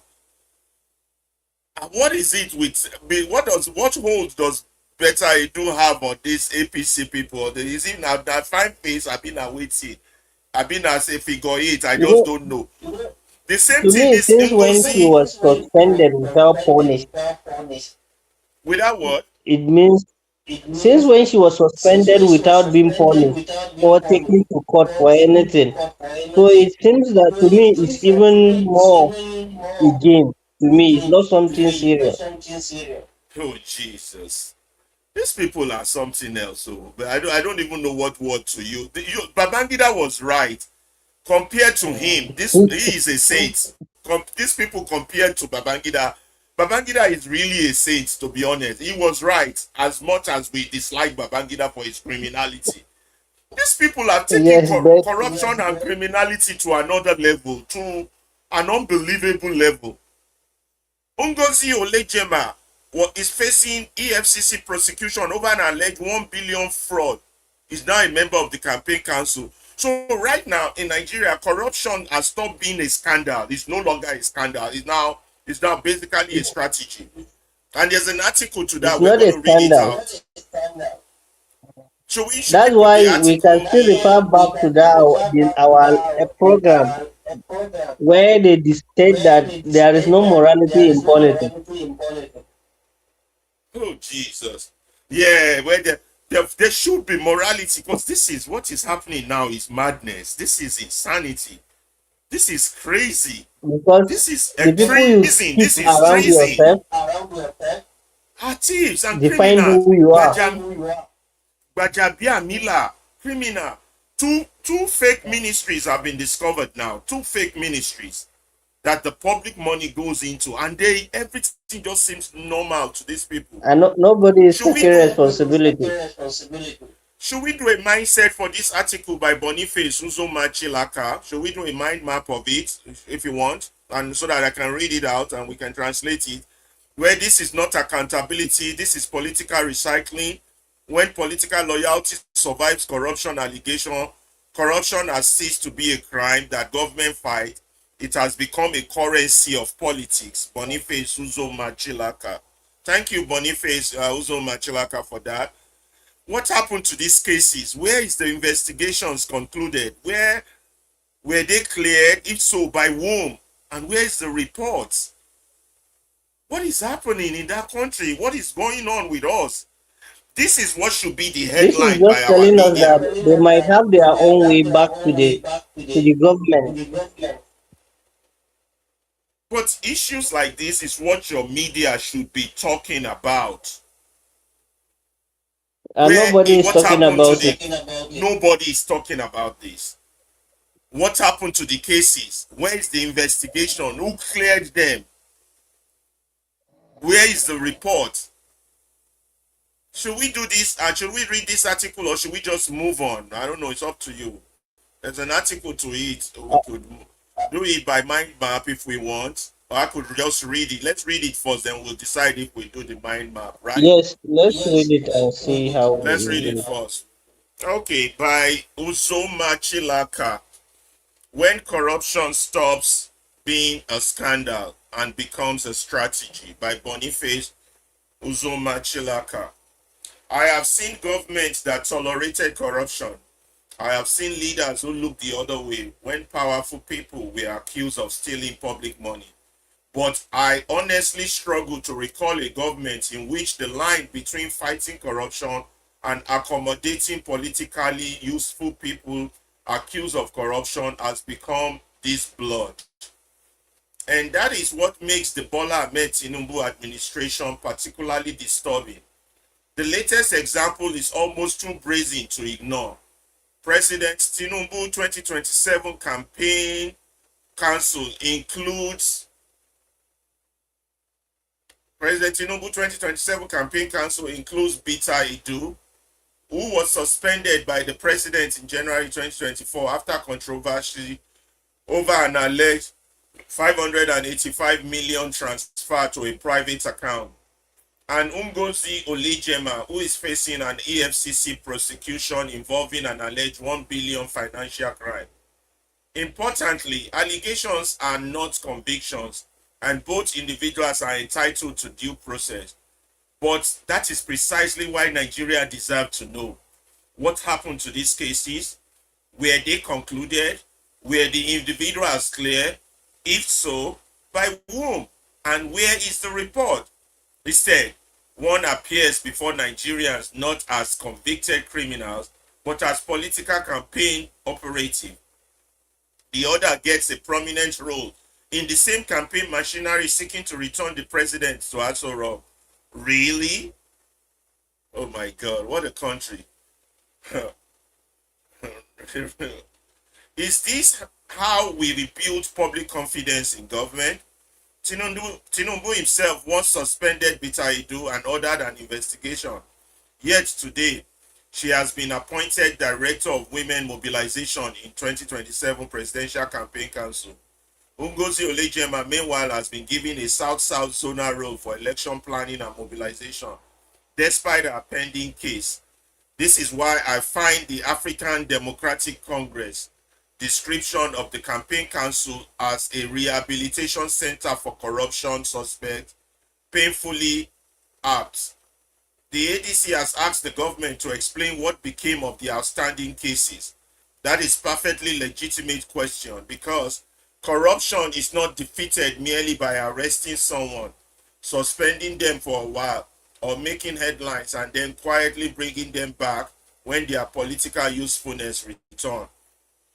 This is not accountability. This is political recycling. And perhaps that is why my biggest problem with the Tinubu presidency. If you're genuinely committed to fighting corruption, you don't merely tell Nigerians that you are fighting it. They are not committed and they never told you that they are committed. You make the process transparent. You publish the outcome. You prosecute where there is evidence. You clear the people where there isn't.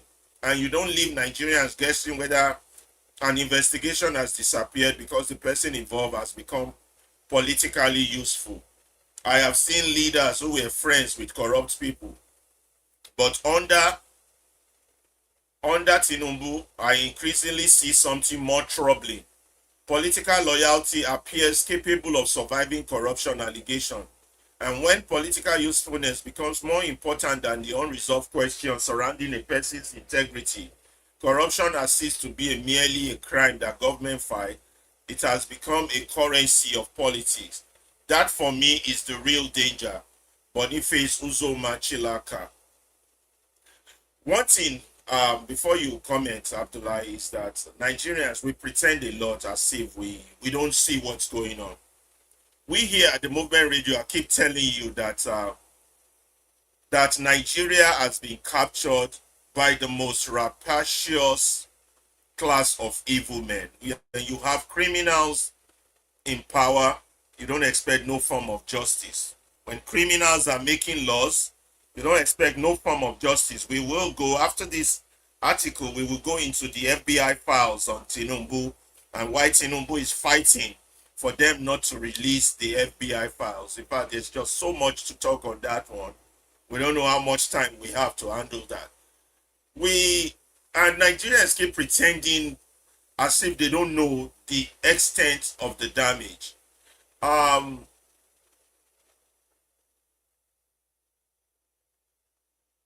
and you will see crazy comment like, "Who are you to have the dwelling in the past of whom he might have forgiven?" These are bankrupt minds. Blessed is he whose transgression is forgiven, who is covered by one stupid Ojo Ezekiah. How is your past life? As we say, we have no sin. We deceive ourselves and there is no truth in us. Politics should not be a fertile ground upon which sins of the past will be adjudged.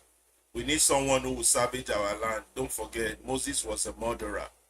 These are the type of stupid argument that comes out of corrupt Nigerians. Like Ojo Ezekiah, that's one of those mentally ill people. I just got to give you that. Ojo Ezekiah, if you're hearing me. Let me see the comment of Abdullahi Abdusalam. If Tinubu can sign into law that certificate forgery is no longer an issue of electoral matter, don't be surprised by any other thing under Tinubu. This guy is a drug baron, so don't let anything shock you. But what shocks me is argument of people like Ojo and Zakaria that wants to argue that transgression of the past should be forgiven. These are criminal minds running a country. So when Donald Trump described it as a shithole, he was not wrong. This place is worse than a shithole. This is worse than a shithole. He was not wrong in any way or form. So as I was saying, you're hearing me, Abdullahi. I know you keep going on and on. You see, it's not the Tinubu criminality that bothers me. It's the response of these dead brain Nigerians like that Ojo Ezekiah that I just read his comment. You know, people like that. Anyway, we've talked about that, about the types of Tinubu supporters. This idiot on Facebook called Ojo Ezekiah is saying that your sins of the past should be forgiven. When you have idiots like that, then you have criminals like this. Let me hear your comment before we go to the FBI file. I don't think we should do a mind map of this. I think it's pretty straightforward. What do you think? Yes, Go ahead with your yes, comment. it's very straightforward. Let's just keep moving. And Yeah, what's your people like Ojo Ezekiah and many others some, and it's not even believe that he should be forgiven. Some they didn't even believe that they even commit the crime, yeah. Yeah, that's the because so denial many they people give they themselves. have, yes, even the denial. And some people have already, they have, as the realness have already normalized corruption to the extent Yeah. that people see anybody who steal, who loot public funds, as someone who just make good use of the opportunity given to him. And It then is you see them celebrated everywhere and giving them public, inviting them for public occasions, respecting them as if they have done nothing wrong. So that immorality in our society has eaten deep to the it extent that has. people don't even see stealing and corruption as anything bad, but as like being smart. Mm. It is crazy, man. This is crazy. Because this is clearly saying that it's encouraging even the younger generation that are coming into politics or anything, that is say, look, forget about morality, just do the way you fit. When you have opportunity, loot as much as you can, because if you can look, the gates keep expanding. Because when Goodluck left power, we were discussing the Dasuki gate, but when Buhari left power, we are we are, we are hearing different revelations. Mm. Then now we are seeing, even within, even people not even leaving power, within the power they are still giving us some kind of unimaginable things. Fake ministry, who the person, the chief of staff should be responsible, the head of service should be responsible, the accountant general should be responsible, auditor general should be responsible. I'm saying by now they all should have been arrested or interviewed Yes, or interrogated. definitely, because This is for a ministry to exist, then what's the work of the chief of staff? What is the work of the head of service? The accountant general that facilitate the transfer of money to that, then the ministry of finance, the auditor general that goes and say that you audit things, then the also those house of representative members, the senate, that said they scrutinize before they approve budget. How do they scrutinize the ministry and the ministries pass through? my fear is what message are they sending to the young ones? While I express They that are fear, I telling want to thank. Yeah, it's terrible. I want to quickly thank our guest on our those who have joined us on Instagram, Kentucky, Osun, Ola 184, Malam 447, and the rest, and also on TikTok and YouTube and Facebook. Continue, Abdullah, please. you, yes, what they are telling the younger generation is that them too, you either do like us or you do more than us, and they are widening the gap. Just explaining issues that, okay, it's either you struggle, and because the road for you to escape from, just like the way Karl Marx they classify the class struggle, between the Yeah. bourgeoisie and the proletariat. Because in Nigeria, to me, there is no that working class, because it's either you are rich or you are poor. Because It is that working terrible. class that we always look, because they are also poor. Because within 30 days, no matter what kind of work you are doing in Nigeria, it's only when you are not maybe you are getting something somewhere, but within 30 days you won't be able, what they are paying you will not even sustain you. You must accumulate a lot of debt before the month end, and once you collect, you settle the debt and you start accumulating another debt. So your life is more of a vicious cycle. Keep repeating the same thing over and over again. That's why you can't leave the job. You must do the job for 35 years. At the end of the day, you start struggling on how you get your entitlement. This is terrible. That's And why they are despite just the that, bourgeoisies, and then the poor are. and despite that, insecurity continues around the country. You look at the newspaper headline, like today's Sunday Telegraph. You can see Plateau massacre. Our attackers killed everyone on site, including a 1-year-old survivor. You see, all the madness still continues, and these people, I don't know.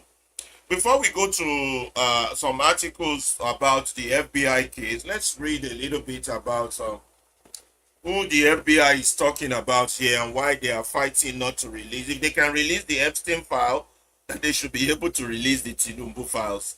If the Epstein files can be released, the Tinubu files should be released. But first, who are we talking? Who is this Tinubu guy? Some people have him as he was born Yekini Amoda Ogunlere. He became Bola A Tinubu, where the A can be Ahmed or Adekunle, depending on the need for northern Muslim vote. His sex is female in the US, male in Nigeria. His date of birth is 29 March 1954 before CSU, and 29th of March 1954 in CSU. So 1955 and 1952, two different dates of birth. And March 29, 1952, according to APC, that's 3 dates of birth right there for your president. His nationalities and citizenship is Nigerian according to the APC, and is a US citizen according to Chicago State University's record, and is from Guinea according to available passports. Oh my God. Primary school education. He purported to have attended St. John Primary School, Aro Lawyer, and Lagos and Children Home School, Ibadan, or St. Paul Children's School and Children Home School, Abeokuta, or no school home taught. Depends on the biography you read. Oh my goodness. Secondary school education. He went to a fake version of government college, Lagos, that did not exist in 1970. The real school was established 4 years later after Tinubu attended it, according to Chicago State University record. I think Chicago State University is complicit in this crime. I really believe so, because there's just too much That's why conflicting reports. we said it's not just That's they are not probably just covering him.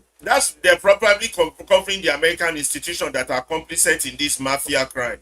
But that's probably why the FBI and the CIA don't want the information released, because they are complicit. They probably helped him slot his name into Chicago State. Who knows? We'll get the truth will come out. But I tell you one thing though, when this guy leaves office called Tinubu, or when he dies and they make a Hollywood movie about him, it's going to be one of the best-selling Hollywood blockbusters, because his life story is so filled with so many intrigues and crime and drugs and CIA, FBI. Full of questions. And for him to rise from nobody to become a governor, a senator, and a president in Nigeria, I mean, that in itself A is a force must be storybook behind for him. hot-selling storybook for those who know how to tell stories.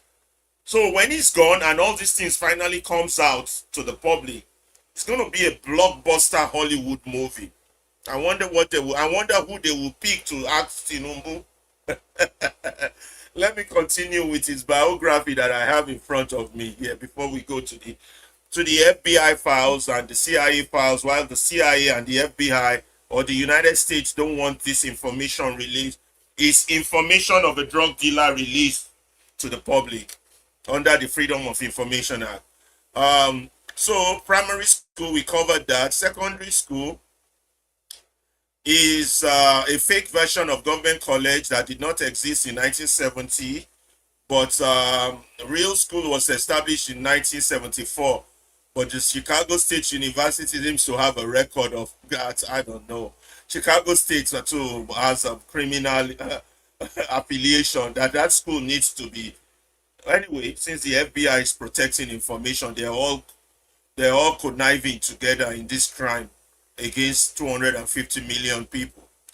Tertiary education, allegedly, Chicago State University, but asking for university record will cause him severe and irreparable harm. That's what was said in the courts. So yeah, he said he went to Chicago State University, but when the record was asked to be released from university, Chicago State University, it will cause him severe and irreparable harm. His employment history, Deloitte, he said he worked at Deloitte. Deloitte denies that his claim that he worked for them, but the FBI and the Drug Enforcement Agency has him as a drug trafficker, allegedly, never faced trial. They have him as a drug baron, a drug lord, allegedly, never faced a complete trial. Drug money laundered, the CIA and Rat Remy, his wife, Tinumbu, full FBI confirmation in view in 2026. Is the godfather of enslavement of Lagos State, apparently.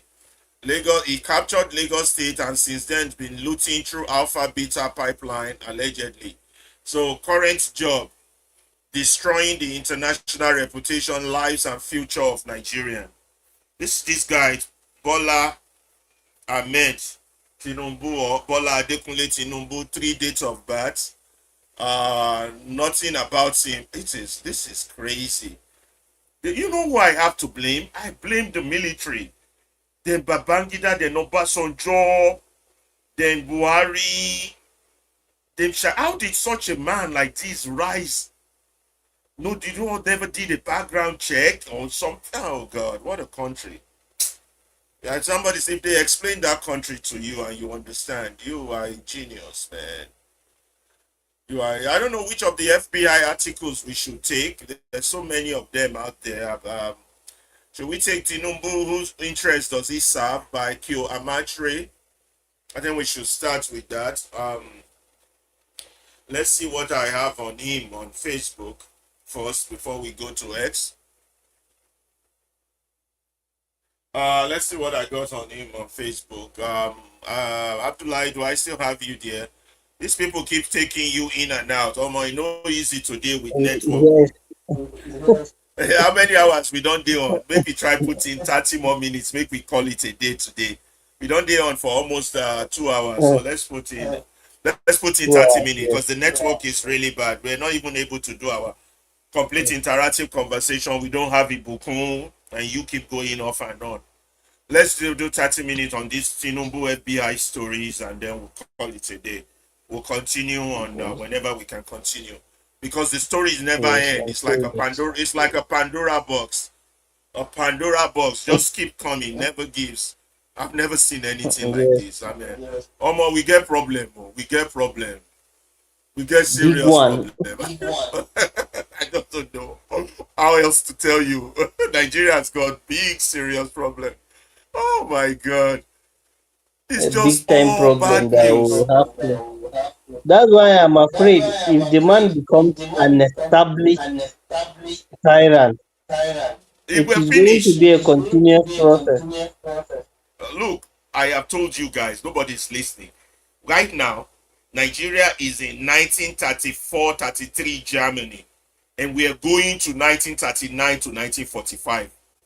What will happen? Total destruction of Germany. That's where we are going. And there would not be a Marshall Plan to rescue us if we have this one man rule. This criminal with evidential evidence available worldwide that this drug baron, no real name, no real date of birth, no real school, has a one man rule in that E- country. All the Everything elites that are controversial. supporting it, You know what will happen first? All those supporting him are those that the lion would first of all eat up if this guy is fully Yes, entrenched. definitely All now. these educated people, When the all these lions start judges. operating, it should start with the friends first.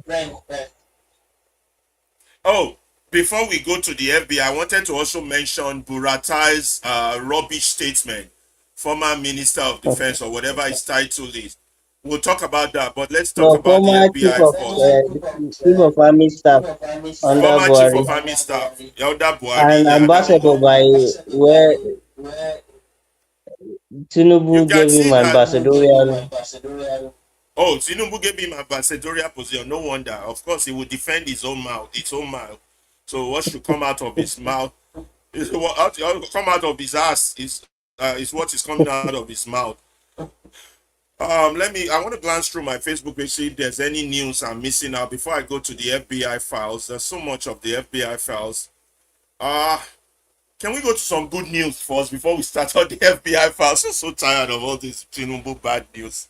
I like this lady. She always give us good things to think about. Let's hear Will what it she has still to be say. Europe's fault if in 10 years our streets stay like this? Will it still be Europe's fault if in 10 years we have these same people in power? Will it still be Europe's fault if in 10 years the literacy rate just doesn't move because we prioritize religious teachings over school education? Will it still be Europe's fault if in 10 years our streets stay like this? Will it still be Europe's fault if in 10 years we have these same people in power? Will it still be Europe's fault if in 10 years the literacy rate just doesn't move because we prioritize religious teachings over school education? Will it still be Europe's fault if in 10 years we still have more and more young girls and women having to go to Europe or America to get operated because we keep practicing FGM on them? Will it still be Europe's fault if in 10 years children are still begging in the streets? Will it still be Europe's fault if in 10 years our people still do not get access to clean drinking water and electricity? At what point are we going to realize that nobody's coming to save us? The only people that can save Africa is Africans. The rest of the world is not going to save us. If you can't protect yourself, the rest of the world is not going to protect you. And you will still be a victim for the rest of your life. And this is the path that we're going down. I mean, it's the path that we've been on for so long, and it seems as though we just don't want to change it.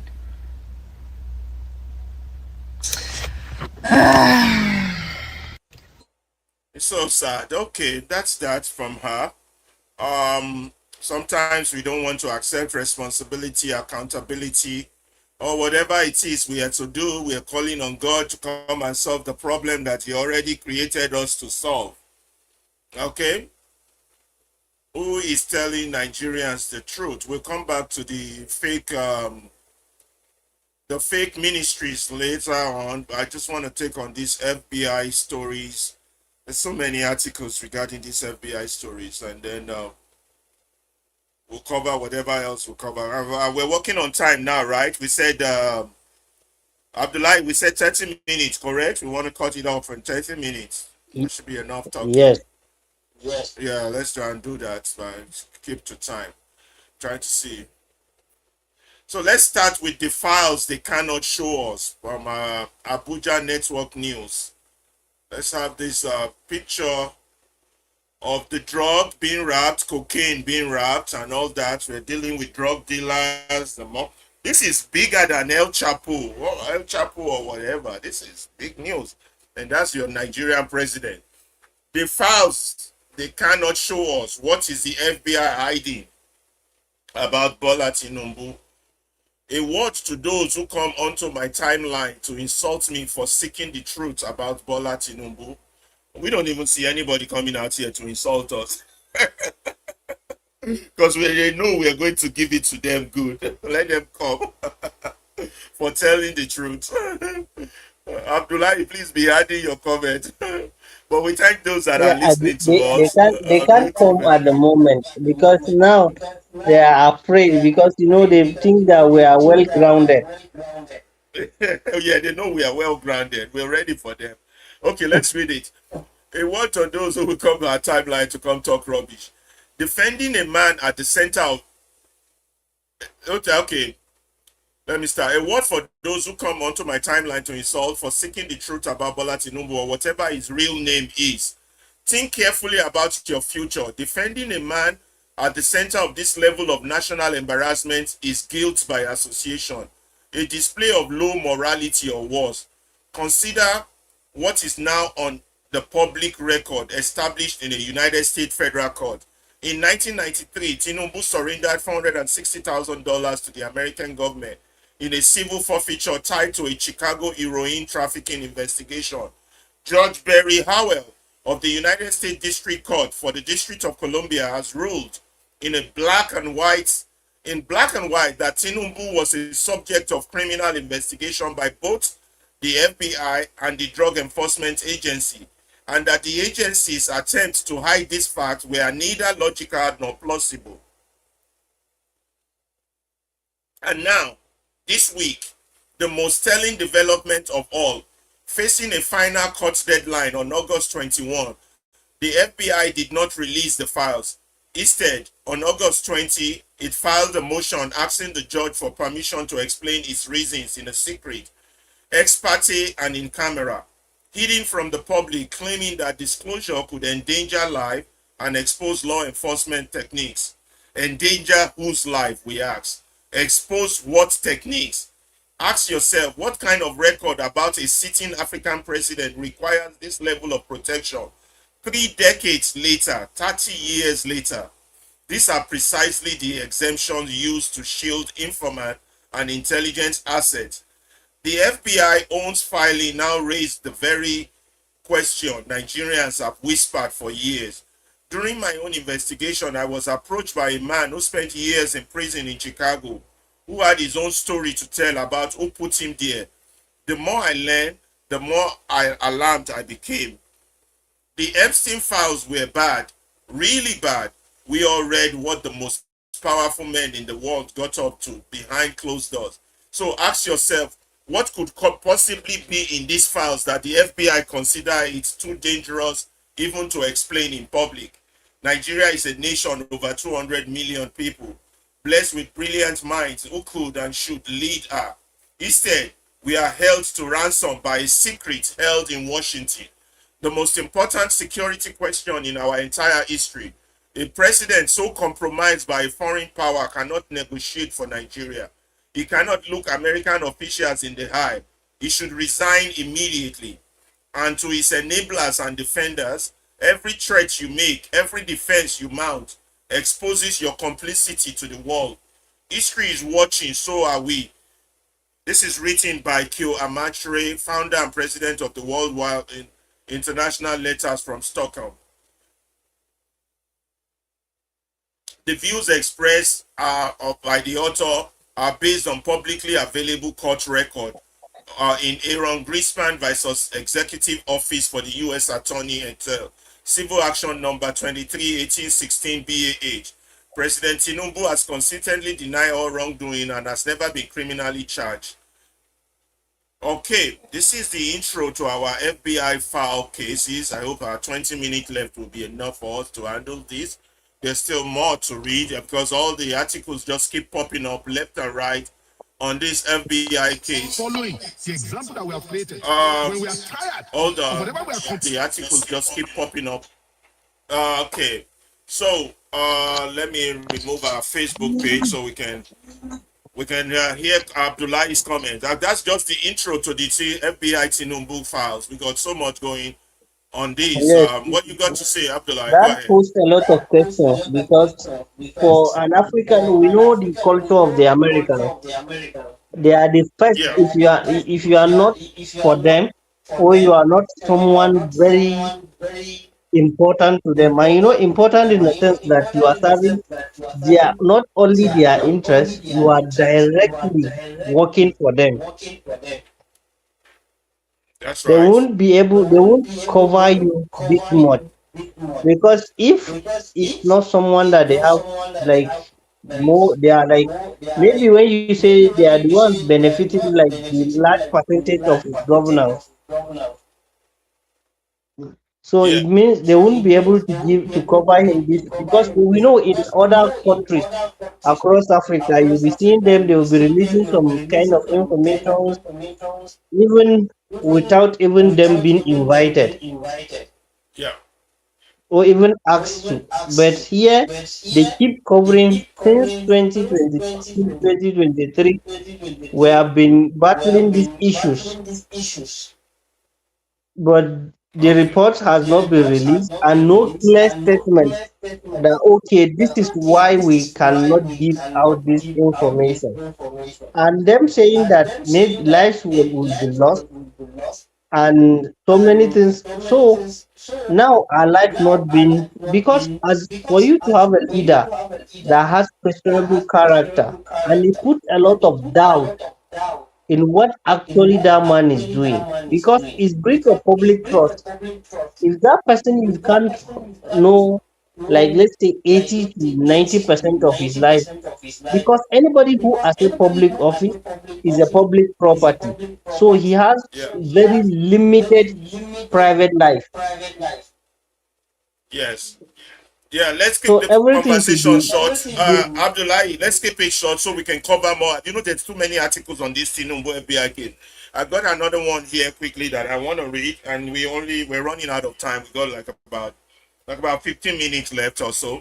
So yeah. let's take another one. Tinubu's president of Nigeria or instrument of Western power. Again by letters from Stockholm Q Amatre. Now, let me state this carefully. I have seen no publicly verified document providing that Tinubu was formally recruited by American, French, or British intelligence. But his conduct raises a question that Nigerians have every right to ask. Whose interest does this man actually serve? Almost immediately after becoming ECOWAS chairman, Tinubu placed military intervention against Niger on the table. He instructed his government to prepare options He instructed his government to prepare options that included deploying Nigerian troops, impose sanctions, and help cut electricity supply to a neighboring African country, all while France openly supported ECOWAS military action against the new authorities in Niamey. Nigerian Senate, northern political leaders, and overwhelming domestic opposition forced him to retreat from the brink. Without that resistance, Nigerian soldiers might have been sent to fight and kill fellow Africans in a war that would have conveniently served France, collapsing strategic position in the Sahel. What independent African president displays such enthusiasm? What independent African president would display such enthusiasm for a war against neighboring Africans while insecurity consumes his own country? Then came Benin Republic, when soldiers attempted to overthrow President Patrice Talon in December 2025. Tinubu sent Nigerian fighter aircraft and ground forces across the border. France supplied intelligence and logistical support and reportedly shared intelligence with Nigeria. President Emmanuel Macron spoke with Tinubu and Talon during the crisis. Nigeria and France were once again operating on the same side of a military intervention in a francophone Africa. The coup leader was not executed, as some reports have claimed.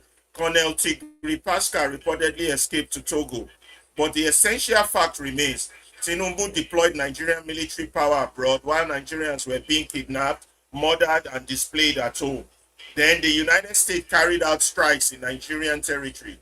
These were not technically an uninvited American attack. Tinubu approved them, and both governments described them as coordinated counter-terrorism operations. But that makes the constitutional and political questions more urgent, not less urgent. What agreement did Tinubu make with Washington? What operational freedom was granted to the United States? What evidence justified target? What civilian safeguard existed? What continuing military presence or intelligence arrangements were accepted? Instead of addressing Nigerians with the seriousness demanded when a foreign military fires weapons inside their country, Tinubu thanks Donald Trump for his leadership and support.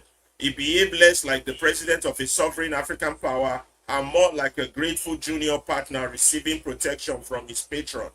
This pattern extends beyond military affairs. Tinubu's administration has drawn Nigeria closer to France precisely as Mali, Burkina Faso, and Niger has expelled French forces and rejected Paris' old spheres of influence. His government has pursued controversial strategic and economic agreements with France, including cooperations involving critical minerals, resources that should be guarded as instruments of Nigerian sovereignty, not offered as reassurance to anxious foreign powers. Then there is the Britain, the Gilbert Chagori. During Tinubu March 2026 state visit to the United Kingdom, Chagori reportedly joined the Nigerian delegation connected to financing arrangement for the refurbishment of the Lagos Apapa Tinkan Island port. The work was entrusted to a company belonging to the Shagori business empire with British export finance support. Shagori is not merely a casual acquaintance, he is Tinubu's longtime associate and a businessman whose companies has benefited enormously valuable federal project under this administration. I cannot state as a fact that Shagori is Tinubu's intelligence handler. No, publicly verified evidence established that allegation. But his extraordinary access, his presence around international state business and scale of contract associated with his company justified a full parliamentary investigation. Who selected him? Who negotiated this contract? What competitive process was followed?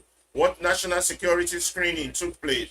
Why was a private businessman so deeply embedded in a presidential state visit involving strategic Nigerian infrastructure? A sovereign president cooperates with foreign countries when cooperation serves its people. A compromised government repeatedly serves foreign strategic interests while concealing its agreement with its own citizens. Tinubu threatened war against Niger while France was losing its grip on the Sahel.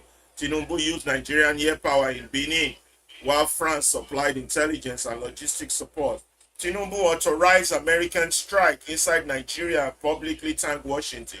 Tinubu carried a politically connected businessman into the heart of British state visit, while that businessman's corporate network stood to benefit from strategic port project. One incident may be diplomacy, two may be coincidence, but an accumulative pattern of military alignment, economic dependency, opaque agreement, and privileged intermediaries demand scrutiny. Nigeria must not become France's replacement. Nigeria must not become France's replacement. I'm hearing my own voice. I'm trying to tone this down. Okay. Nigeria must not become France's replacement military platform in West Africa. Americans on examine operation.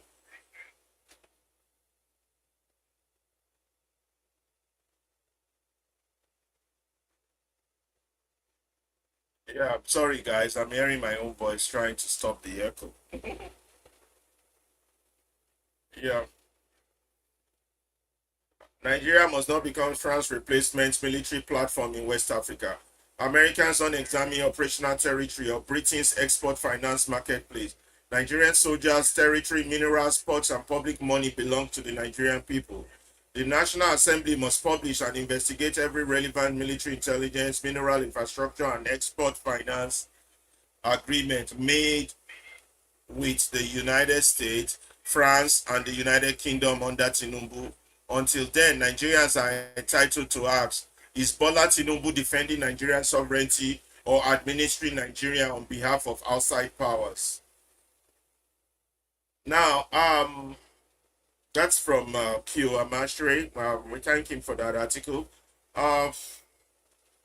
The cartoon picture shows exactly what Tinubu is. He's a puppet of foreign powers, and he's compromised beyond words. I think we have a comment from Facebook, from Stretch. Okay, we got that. So your comments, Abdullahi, as we are running out of time. Are we rushing Yes, too much, or actually, should we? the Are we article rushing too actually much, or described. should? What did it say? No, I said the article actually described the current president. because in Yes, every of his move seems suspicious it because does. the swift response to Benin Republic, while we have a lot of crisis, security issues within Nigeria, and when you place call to any of the security infrastructure in Nigeria, you will have delay response. But when it happens in Benin Republic, it's very swift. And even when he came into power and became the president, the chairman of the ECOWAS community, look at his aggressive response to some of the francophone countries, because and those countries, if you look at it in the real sense of things, they are trying to like have a way of reducing the impact of the colonial powers in their own country. That's So true. Nigeria is gradually becoming like the head boy of the Western power. Yeah. Abdullahi, have you ever seen the movie The Manchurian Candidate? You No, should I see don't that know. movie. I saw, but I do not watch it. Yeah. Yeah, Tinubu looks like the Manchurian president. Like he has, like he's anyway. The court document in the United States declare him as an active CIA asset. So that's why they're protecting his information. But for now, the question spreading across Nigerian social media is blunt. If the FBI is worried about protecting Tinubu's life, who is protecting the lives of the thousands of Nigerians dying from insecurity? That question is likely to remain at the center of the controversy as the August 28th deadline approaches. You know? To me, I So, think it's even if his issues like that will keep coming up. If the FBI are saying that his file or they will not release his files because he's someone of they regard someone very high or classy individual that they cannot release his information. So he is disqualified to be a Nigerian president. he shouldn't even have reason to be a president if Nigeria was a working country. This is a person you all don't know his background, you don't know his real name, you don't know his real age. He has no record of primary or secondary school that he attended. He has a controversial record of a university in the Chicago that he attended. I mean, come on. There are too many red lights for such a person to rise to be a governor. Money shouldn't be the determinant of national security alone. Then that means you have no national security, you have no country. You are indeed a country that has a gate but no fence. That's why somebody like Tinubu can walk into your country and rise to be your president. Because this is a serious national security issue and he is the Yes, number one yes, it's a person. serious because you can't trouble with your security issues because someone that is working for other people or seems to be someone of high regard to other nations. Then Nigeria doesn't have its own sovereignty. Hold on. Continue there. I say it means we don't have sovereign. Nigeria is not a sovereign nation. It's just colonialism exchanging hands from the British to the Americans. Sorry about that. I don't know. The face page just keep coming up. Continue. Abdullah.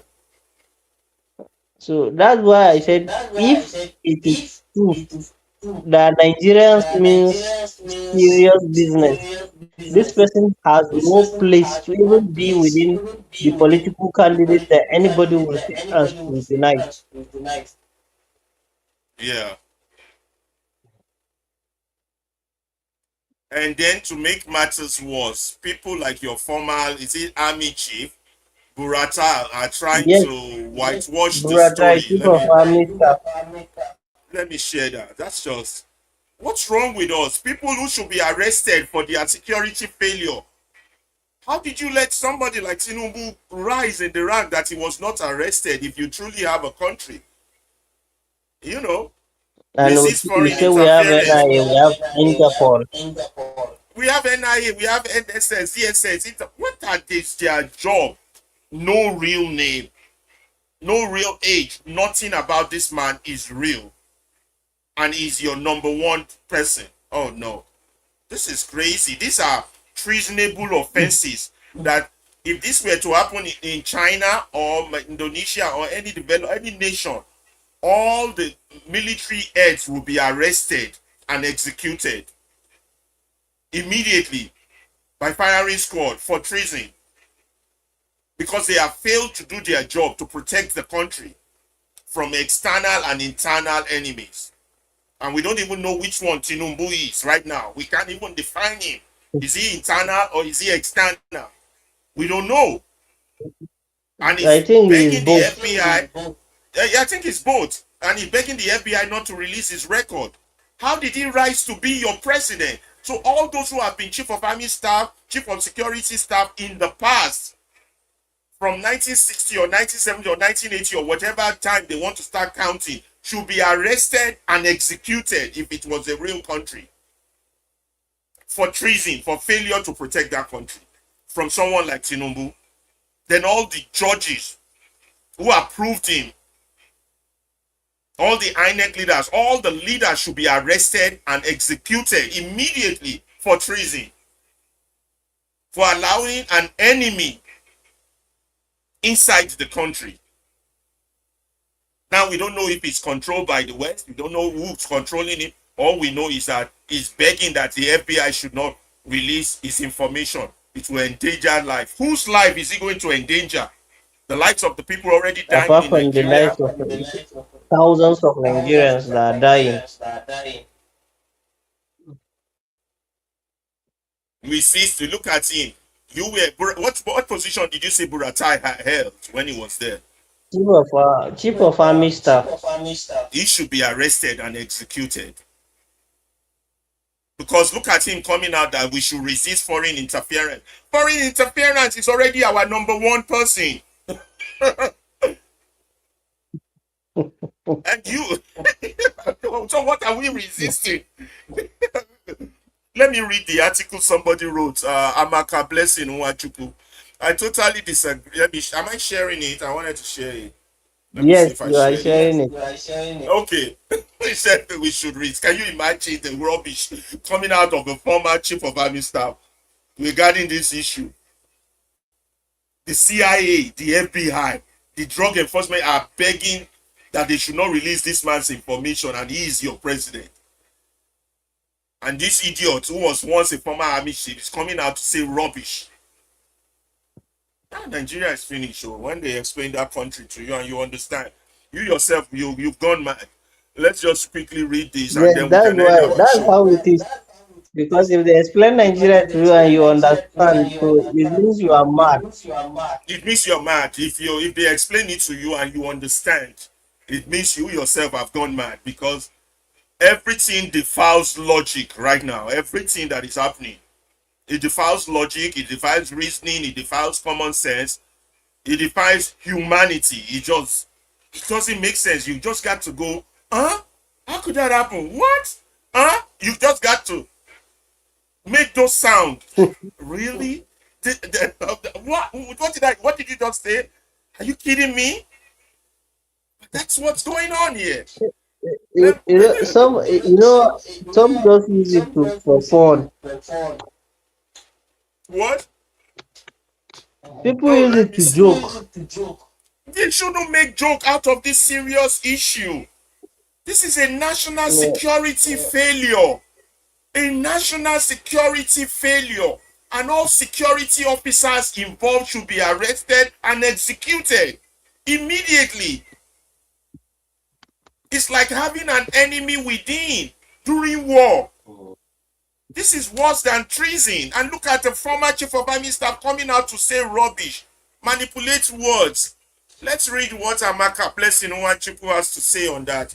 I totally disagree. First of all, the former minister of defense or whatever his rank is saying that we should resist foreign interference. What do you mean foreign interference? The foreigners are trying to save your president, who is already one of them. As if Nigerians are the ones being accused of drug peddling, as if Nigerians are the ones being accused of fake certificate, as if Nigeria. It's your president that So has who all are the this foreign baggage. interference? I don't know. That's why I said this man is another madman. If they explain Nigeria to you, you will be baffled. So who are the foreign interference now? The FBI or the CIA that Tinubu is their asset? And how are Nigerians Because going to resist it? Are they trying to protect Nigerians or trying to protect Tinubu? We did not him is elect an just holding his American court to position, vet trying our to leaders. protect himself. They're trying to protect themselves. All of them should, in a real country, if that country was a country with a fence, we have a gate, but we have no fence. People like this will be immediately picked up for treason, failure to do their job, and executed. In China, they won't even last a day. And he's going To to me, say, I think someone he's like Buratai transferring. don't Look even at what he's doing. lack even the He's moral trans. integrity. They have no moral integrity. He's transferring Tinubu's body to Nigerians, as if Nigerians were the one that did the drug dealing. Nigerians were the ones that have no certificate. Nigerians are the ones that have all this Tinubu's baggage that the FBI is trying to protect. So Nigerians should resist on Because behalf of Tinubu. Are you serious? What Nigeria going because to do with this? he's the same chief of army staff from northeast where trillions of naira were spent under Buhari and we did not see anything resolved. So Nigerians And now should start fighting American courts. That's what he's saying on behalf of Tinubu. I don't understand it. This man is a madman, no, I swear to God. They should sometimes it's better they keep quiet rather than open their mouth. Once they open their mouth, they take away all doubt about how foolish and how stupid they are. They should be charged for treason. Let me read what Amaka Blessing Nwachukwu has to say. Amaka, of course, totally disagree with whatever this minister, fake minister is saying. And here is why. I've seen the statement going around, resist foreign interference. We did not elect American courts to vet our leaders, Buratai. With all due respect, that framing is dangerous, let's be honest. Accountability has no nationality. If there are questions, documents, or court records about any public official, Nigerians deserve to see them. Whether it comes from Lagos, London, or Washington, truth is truth. Foreign interference can be the shield for everything. We can't cry foreign sovereignty every time there is a hard question and then run to foreign hospitals, foreign schools, foreign banks the next day. We did elect Nigerian institutions to vet our leaders. INEC, the court, EFCC, the National Assembly, the press, and you with your PVC. But you have all failed that country. If they are not doing their job, the answer is to fix them, not to block information from anywhere. Nigerian problem has never been that outsiders know too much. Our problem is that insiders hide too much. If there's nothing to hide, then transparency should be default. Release the record, let our courts and journalists do their work. Let the people decide with facts, not slogans. 2027 is coming. We can't keep kicking accountability down the road and calling it patriotism. Patriotism is demanding the highest standard from the people who want to lead us, no matter where the question is coming from. I reject the idea that asking question equals foreign interference. Asking question equals citizenship. So what do you think? Should we shut down every question because it's from abroad, or should we face it head on? Nigerian accountability 2020 transparency, we deserve better. Let's be clear, this isn't about Tinubu as a person. It isn't about America versus Nigeria. It's about the principle. Every 4 years we say this is the most important election in our lifetime. Then question come up. We say don't ask, it's foreign interference. We can't have it both ways. Real sovereignty is having strong institution at home that Nigerians can trust. INEC that is independent, courts that are bold, media that investigates, EFCC that follows the money. If those things are working, we won't need to panic about what any foreign court releases. But right now, too many Nigerians don't trust this institution. So when documents surface from anywhere, people pay attention because they are hungry for truth. So my challenge to us is, let's fix the system, demand records, demand debate, demand that our own agency do the vetting before election day, not after. Patriotism is not silence. Patriotism is saying my country is what the highest standard. 2027 won't fix itself. It starts with us, refusing slogans and demanding facts. What one thing you think INEC or National Assembly should do differently before to rebuild trust? Let's keep it civil. We are all on the same team, Team Nigeria. Fix our institution. Citizenship is not a crime. Can you imagine this former chief of army staff calling that foreign interference? Well, if they have done their job, they won't be in court now with FBI trying to block the record. If they in Nigeria have done their job, somebody without a name, without an identity, without a date of birth, with forged certificate, with fake schools would not rise to be your number one citizen. Let's tell ourselves the truth. All these Buratai and the rest of them should be arrested, tried, and executed for treason. Don't waste our time discussing rubbish.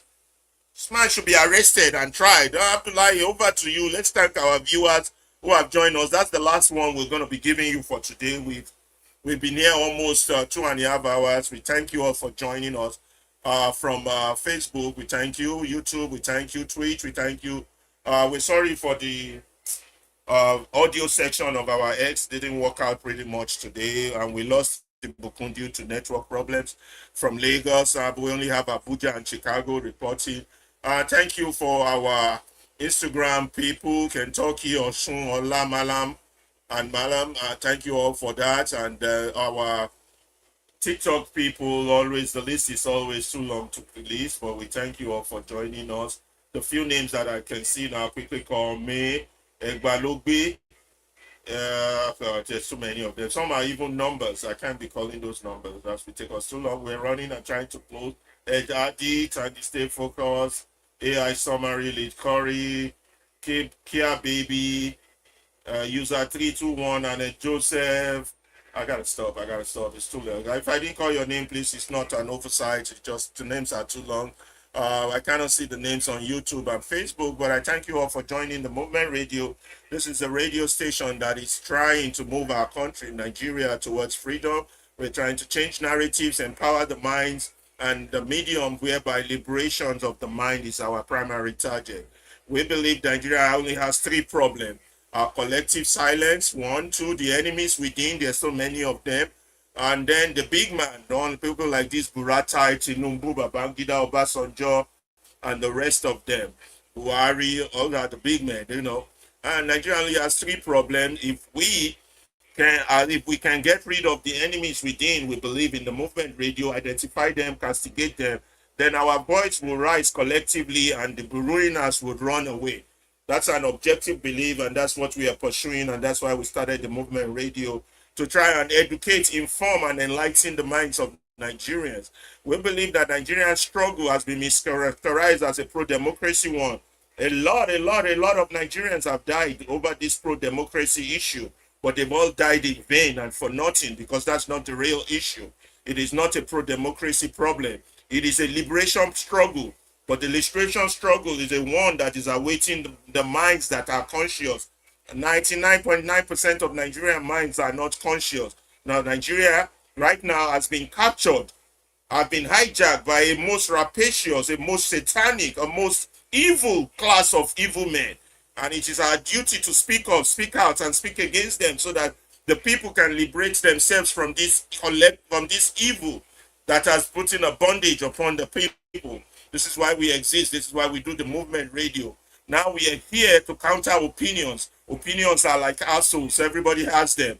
But some are shitty as hell. And it's our primary duty to point it out. So you don't come to our studio and give out shitty opinions. We will let you know how shitty your opinion is.